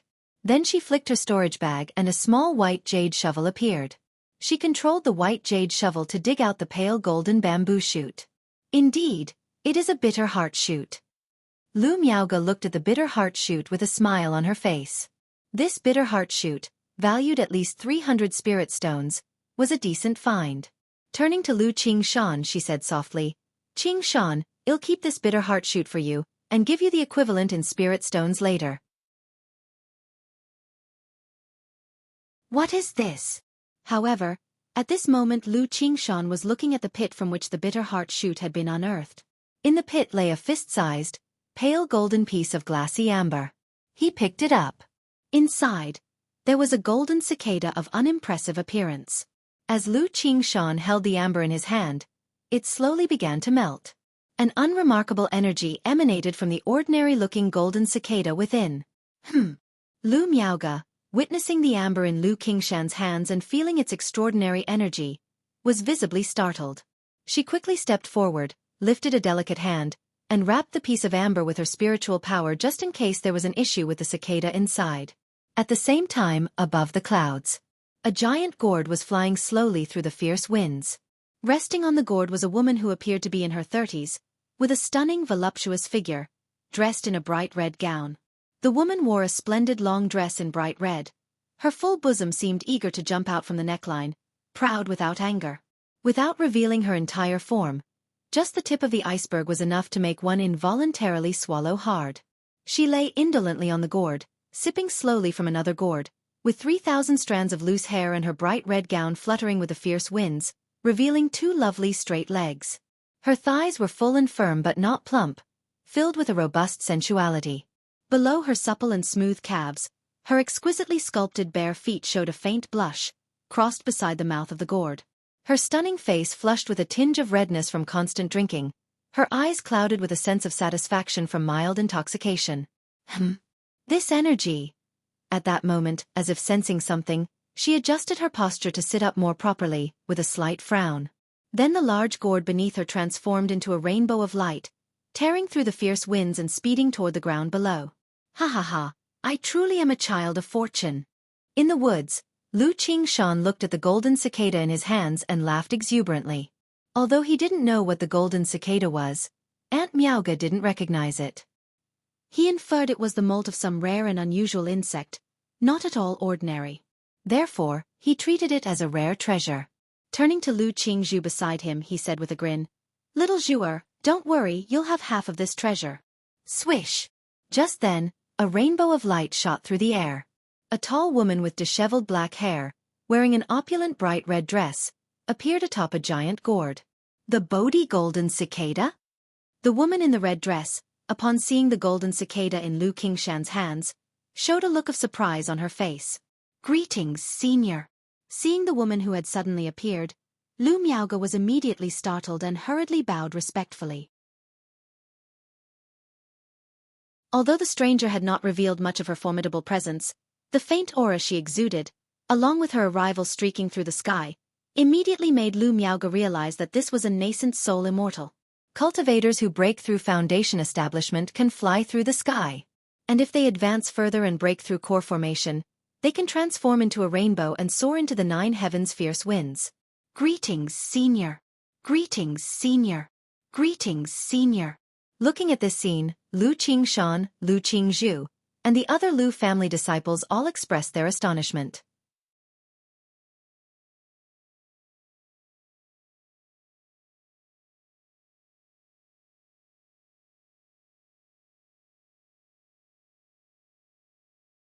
He hadn't yet started cultivation, and his spiritual body had not been revealed. Nobody in the family knew that Lu Qingshan possessed a spiritual body. Only when she heard this Tian Yuan true immortal did she realize that her sister's son actually had a Gongjin body constitution. Although a Gongjin body constitution is just one of the common 5-element spiritual bodies. But a spiritual body is a spiritual body nonetheless.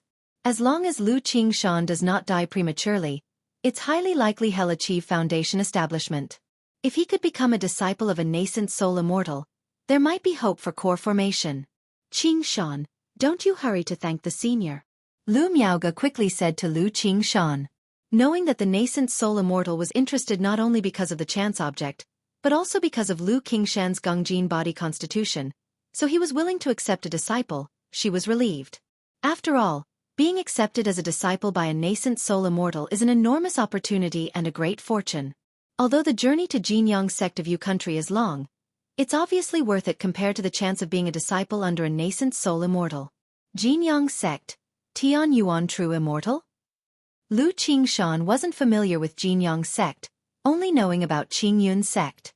But from what he heard and seeing the look on his aunt's face, he figured Jinyang sect must be similar to Qingyun sect.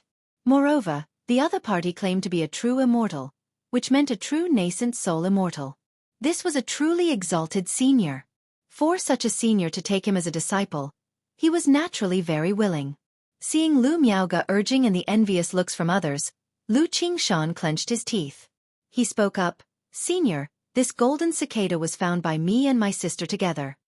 My sister also deserves half. Could you also take my sister as your disciple?" Lu Qingshan held his sister's hand, looked up at Yan Yuan before him, and pursed his lips as he spoke. Although their personalities were vastly different, one lively, the other quiet, their relationship was extremely good. Lu Qingshan knew that his sister had a 7th-grade spiritual root. Her talent could be considered average, even poor. If she could be taken as a disciple by a nascent soul immortal, her future cultivation path would be much easier.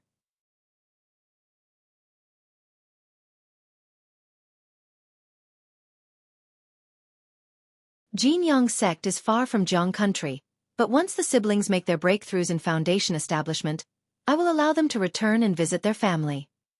This is my token. If you ever have any difficulty, you can come to the Jinyang sect with this token to find me. Yan Yuan took out a token and spoke to Lu Miaoge. Now that she had taken someone's children as disciples, she naturally couldn't just take them away without giving any reassurance. She had to offer some promises. In fact, seeing Lu Miaoge with so many children, she had already guessed that the woman might be facing some issues. However, her innate laziness often kept her from interfering too much in others' affairs. Hence, she only offered the promise for foundation establishment and the token. If Lu Miaoge ran into difficulties in the future and sought her out at Jinyang sect, she would help if it was convenient.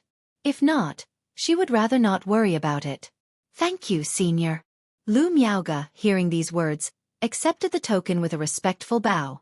She then instructed Lu Qingshan and Lu Qingzhu to heed their master's instructions and to cultivate diligently. "Mother." Lu Qingzhu felt the impending separation, and her big watery eyes suddenly turned red, brimming with tears, her face filled with reluctance. "Aunt, rest assured, I will definitely take good care of my sister." Lu Qingshan, although feeling sad inside, was comparatively more composed. He considered this journey an opportunity for cultivation. Holding his sister's hand, he earnestly said to Lu Miaoge, "Yes, my Qingshan understands things best." Lu Miaoge stroked Lu Qingshan's head, hugged the two of them, her eyes filled with reluctance.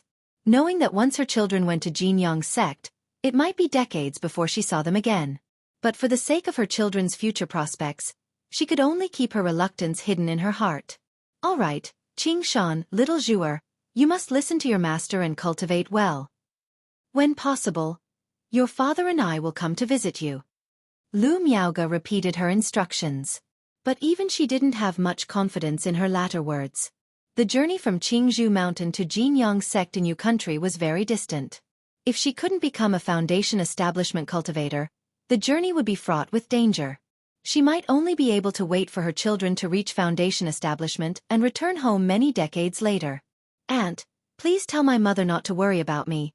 I will come back after succeeding in my cultivation. You tell grandfather that I will surely become a foundation-building great cultivator, a peerless sword immortal. Oh, and when my father returns home, tell him that I've been taking good care of the Jean to potato.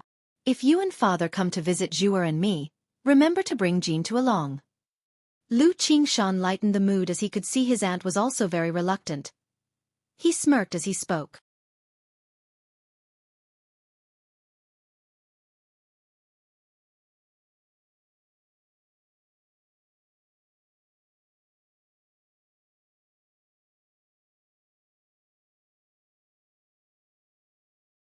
At the same time, they thought that the relationship between this woman and Xiaofan must be quite close. To be able to ask Fairy Shi Yu to be the godmother to her child. They therefore became more eager and attentive towards Lu Miaoge's affairs. After settling the children and the residents, Lu Miaoge chatted with Xiaofan. Don't worry, Miaoge, Chongqing is probably just delayed by something and is not in any danger, Xiaofan said, noticing Lu Miaoge's worried expression and comforting her. I guess he'll be back in a while, she presumed, knowing Lu Chengsheng's methods and believing in his strength. You're tuning in to the Xiaofan's Wuxia Tales YouTube channel. Don't forget to subscribe and join us on this journey to catch the most captivating stories.